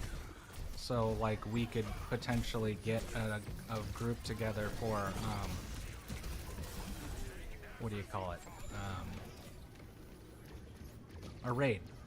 We could bring our fire team and another fire team together to do the new raid, or shit, an older raid for that matter. Well, I mean, they've had that for a while. However, it's not great. But part of that is that it's the thing of, if you play an MMO, any MMO, long enough, you start being a little gun shy about just hooking up with random people. Yeah, know? but it's such a crapshoot of whether or not you're going to end up with just the worst people.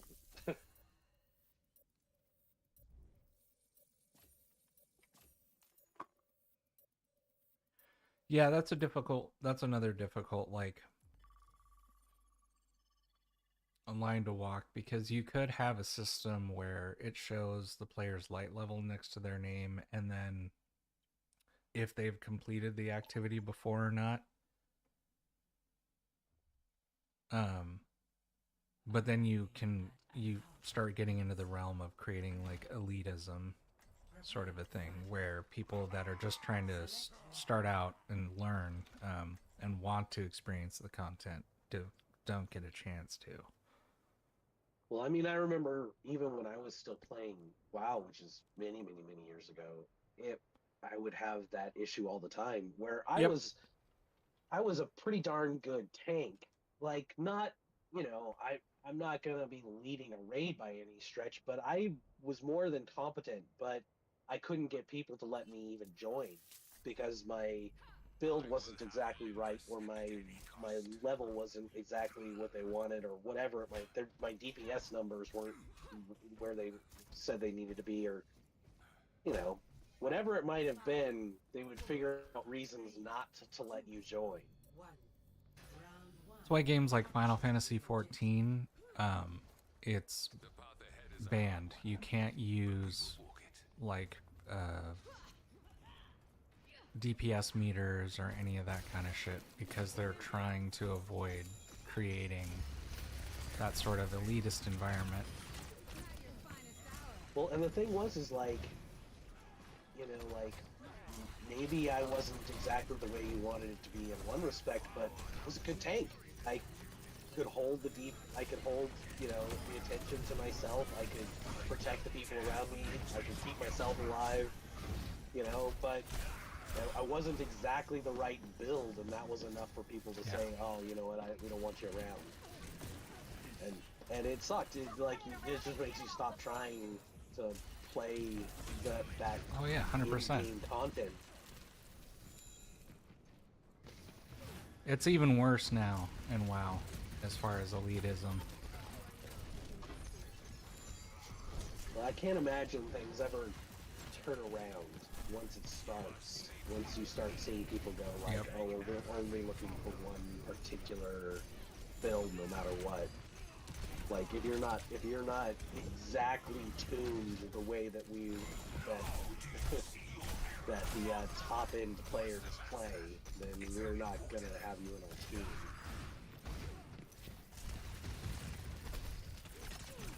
Because the longer a game goes on, the more likely it is that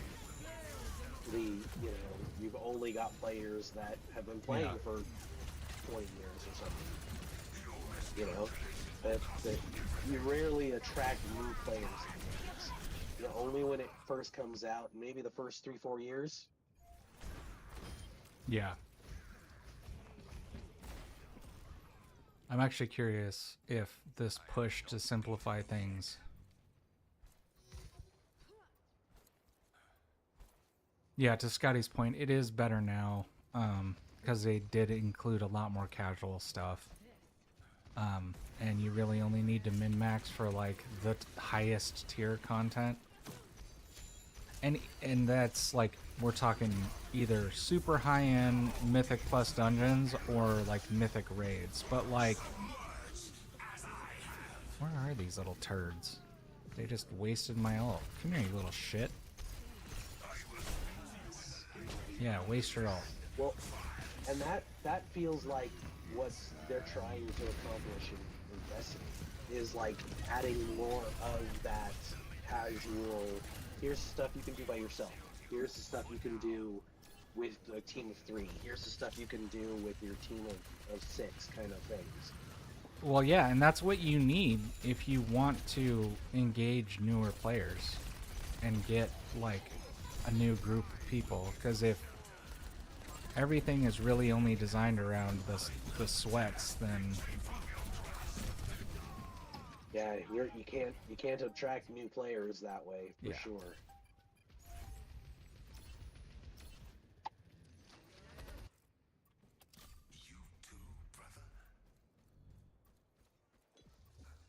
Surrender to my will. that is one thing that Destiny needs a little bit more of, is the open world, like casual content, which I'm glad to see there's going to be like more explore modes.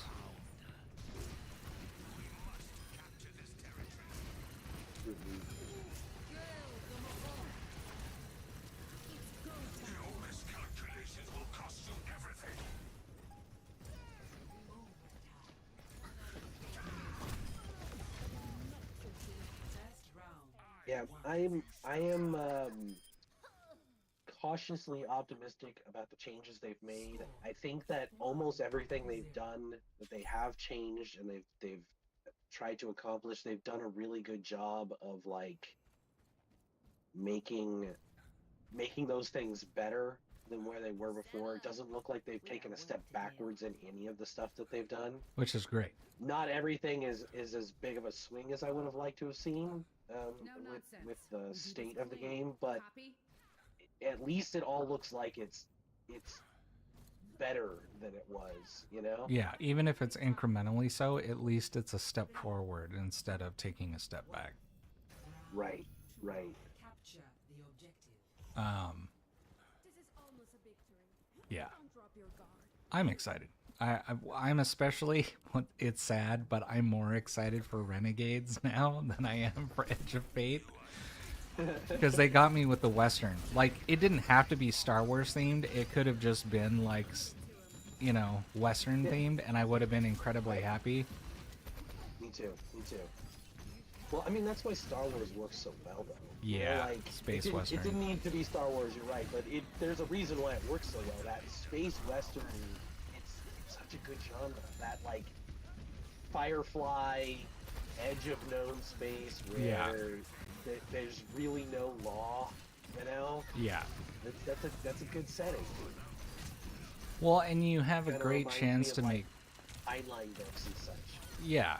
Well, and you have a really awesome chance to make anti-heroes in that kind of a setting. Right. More characters along the lines of Drifter or something. Yeah.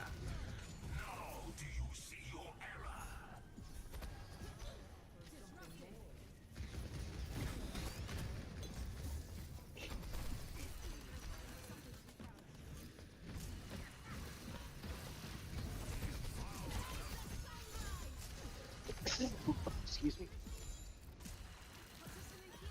There's something about settings that where you feel like you hop on your Sparrow and you ride out into the desert, you know?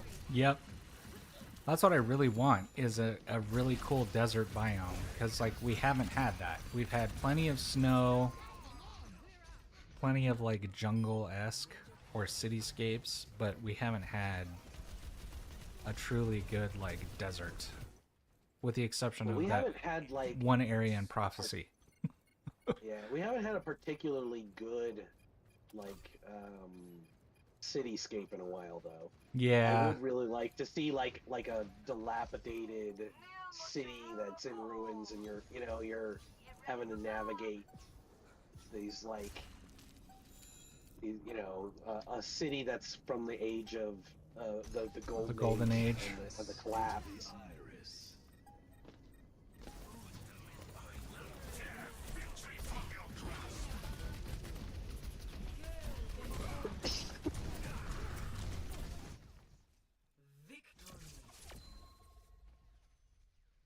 Which I suppose you could still kind of get that in Renegades. If they did, trying to think of what the name of the capital of the Empire is. Where the Senate hung out in Star Wars? I can't remember. It starts with a C. Coruscant? Coruscant, yeah. You could do like a Coruscant type planet, or, city or planet.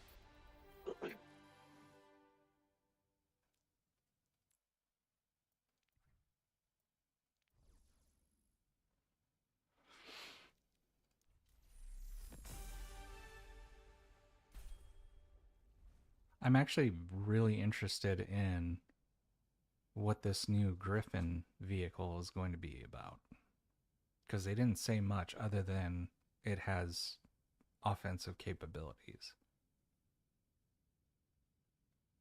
I figure it will play rather similarly to those what are they called? Oh, those drag cycle things? Right, where you charge with them and then you have the blasters on the front. Yeah, you mean the ones that the Scions drive. The Red War. Yeah, the ones that the Cabal drive. I am going to be so excited not to have to fight the Dread or the Taken or what do you call it?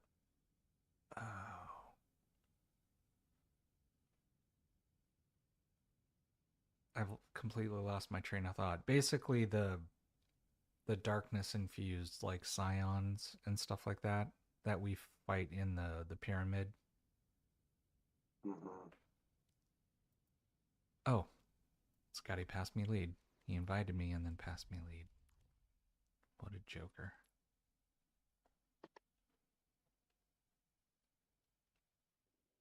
Yeah, that's my biggest disappointment in all of this, and I know we had talked about that at length a while ago, about how it would be nice not just to have a new setting, like a new biome that doesn't look like anything we've visited before, but also Which they did at least do that. correct. They did that much, but it Yeah. would have been nice to have at least some new, more interesting looking mobs. Because Right. I do like some of the things they did with the Elixni from the House of Exile. They do look really neat. As far as Elixni go, they look different. It almost looks like they did a graphical upgrade to a certain extent because things look even sharper than they were before. But like going, here's an Elixni, but we gave it a strand spear. Woo! It's just not enough for me personally. Yeah, but they hadn't added a new set of bad guys in, Jesus, I don't know how many years before they did in this last expansion. So I wasn't expecting them to necessarily have like a whole new set of people to deal with. I figure that'll come probably not even in the next expansion, but the one after that. Fair. That it'll probably be another year, and then once they've gotten a little ways into what this whole fight with the Nine, you know, whether that's with or against or some combination thereof, and for a while, then they'll introduce somebody new.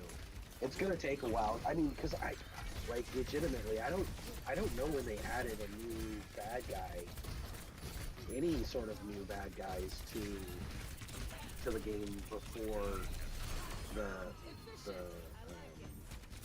Into the Light stuff. Yeah.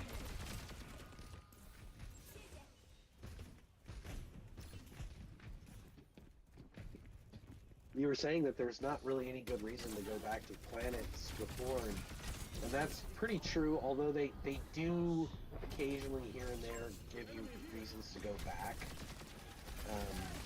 But I have not been back to the Into the Light, you know, to the Traveler at all since that expansion.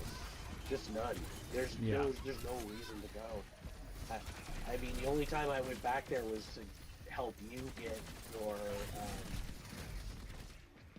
your Solipsism? Yeah. Yeah, your exotic. That was it. It was the only reason to go back at all. Yeah, they tried to do that to an extent with like seasonal content. But overall, it's still kind of like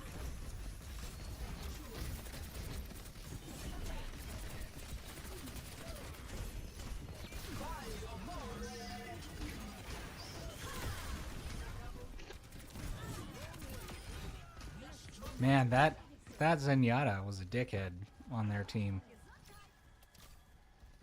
He used his I don't even remember what it's called. Serenity? No. He used his ult and then moved out of the range of his teammates, and then they thought they were safe, so I just kept powering up my ult as Orisa, and then I let it go, and it basically almost one-shot their tank.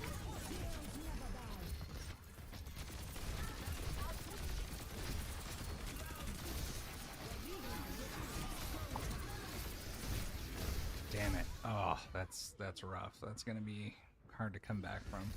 Oh, man. Multi-ult. I must do better. Area denial. I'm excited about the fact that I can do some of the dungeons in this Ride of the Nine solo in explore mode. Like, I could do them solo now, but it's not going to be that same difficulty level. Right.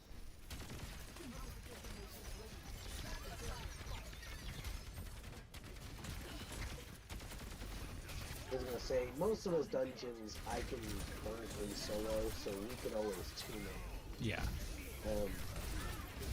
the Spire is not terribly hard on regular difficulty, but it's really hard on higher difficulty.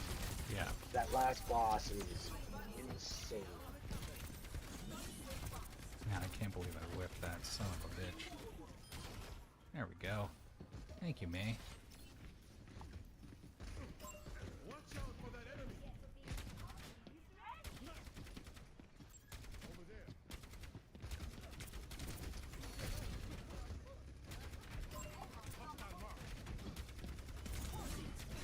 Oh, he went with Mauga. That's an interesting choice to counter me.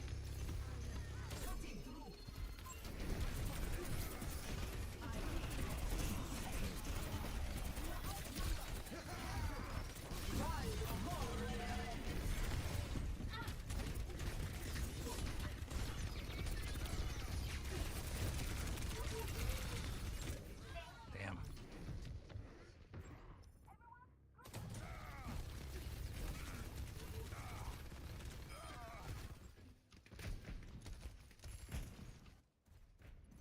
Failure is a chance to grow. Failure is a chance to grow.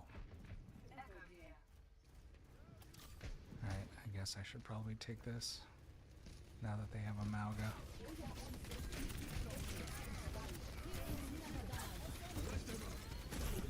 Oh, okay.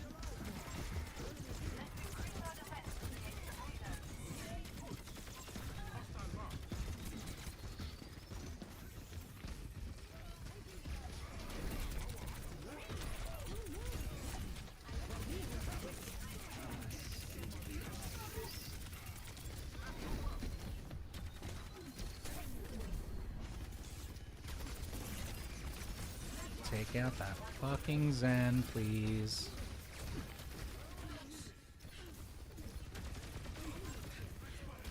Oriana would be great.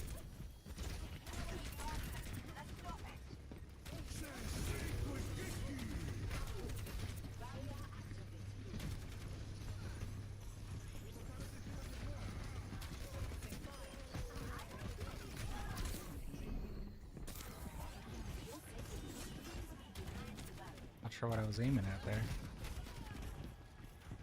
God damn, dude. I think you can spike that Zing when using his ult. It doesn't hurt him, but I think it moves him away. Okay.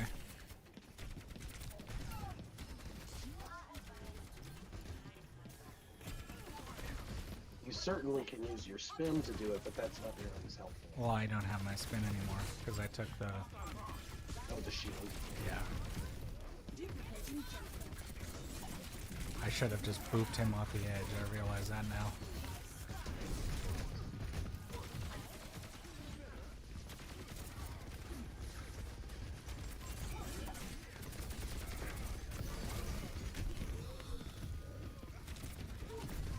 Damn it, dude.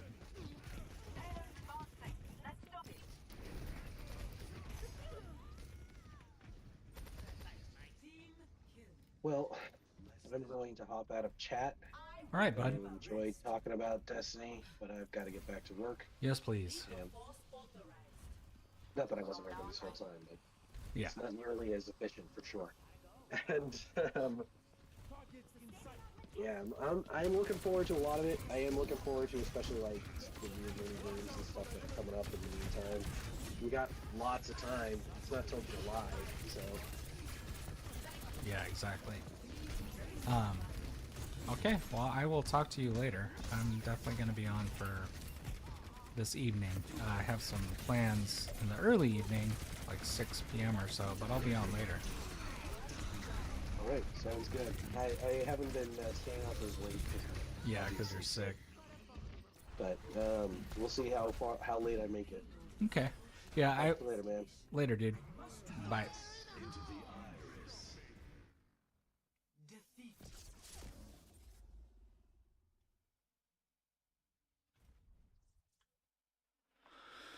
Whew, that was a rough one.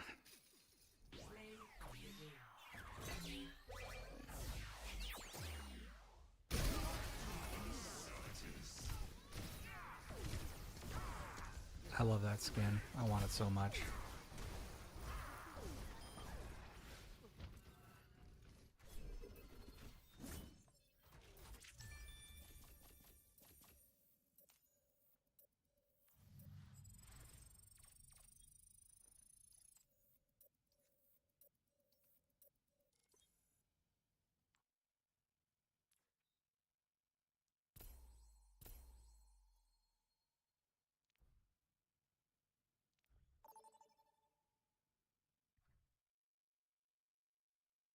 Welcome to Circuit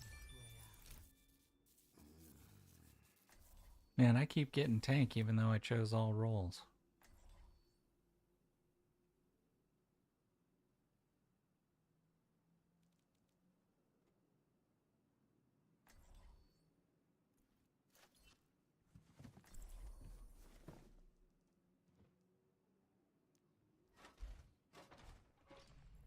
Together, then strike them down. I've been a while since I had so much company.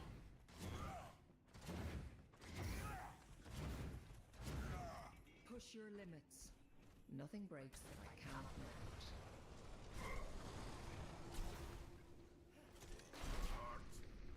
We know why we're here. Let's get to it. Alright, we'll see how this goes. I'm not as good with Rhine as I used to be. Hopefully our Sojourn knows to stay behind me. 2, 1. Attackers incoming. Stop the payload. Alright, well that's that, I guess.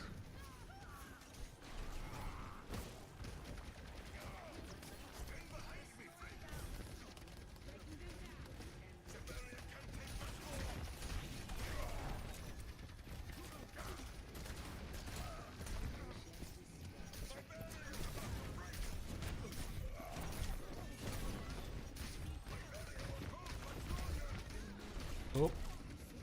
Come on, Kiriko. Damn it.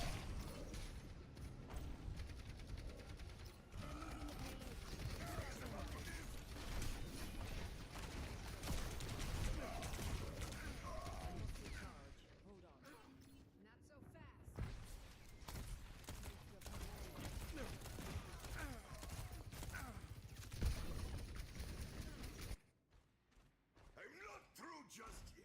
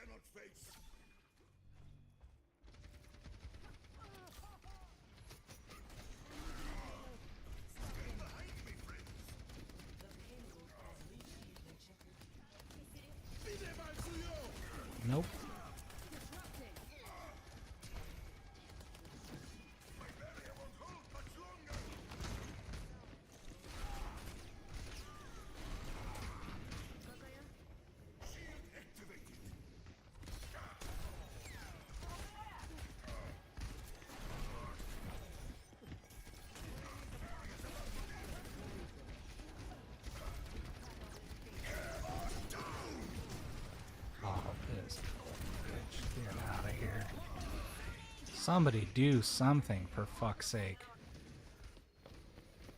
This Sojourn is completely fucking useless. I've been holding up my shield this whole time.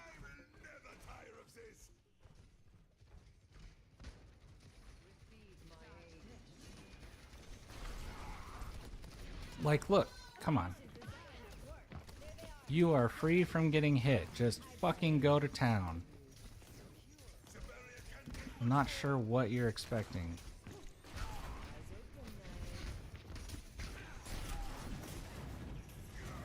Come here, where are you going? There we go.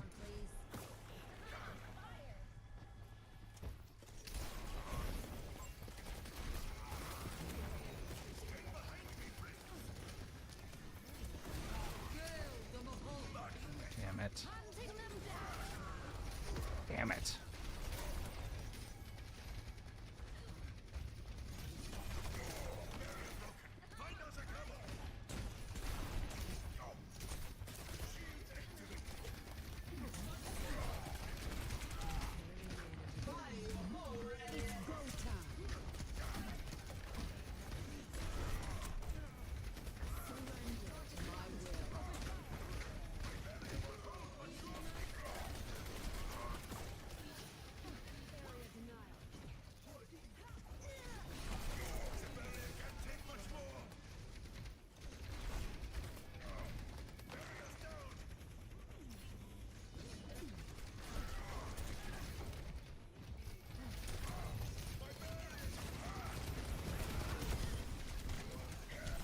Oh, fuck right off.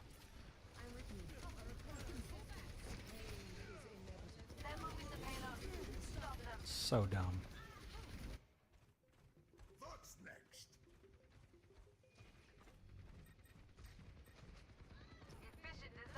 I love that her ult can't be interrupted, but she can interrupt other people's ults. That's super balanced.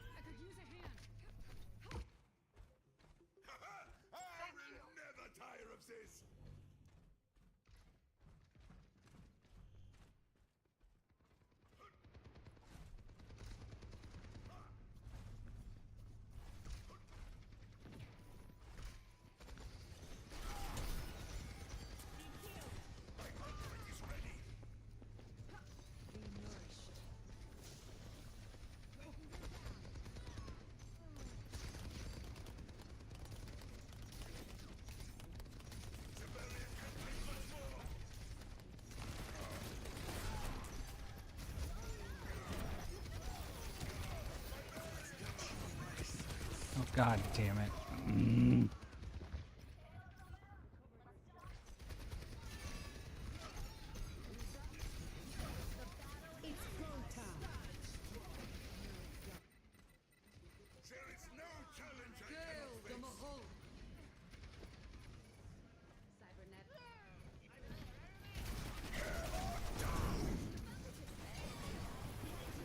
Fuck. God damn it. No, get on the point.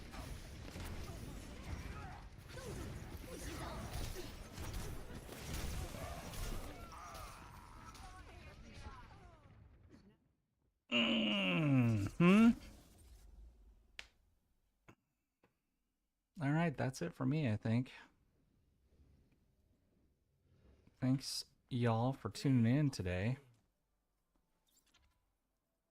Much appreciated. I'll hopefully be on later tonight. If not, I will definitely be back on tomorrow. But have an amazing day, everyone, and I will chat with you next time. All right, take care.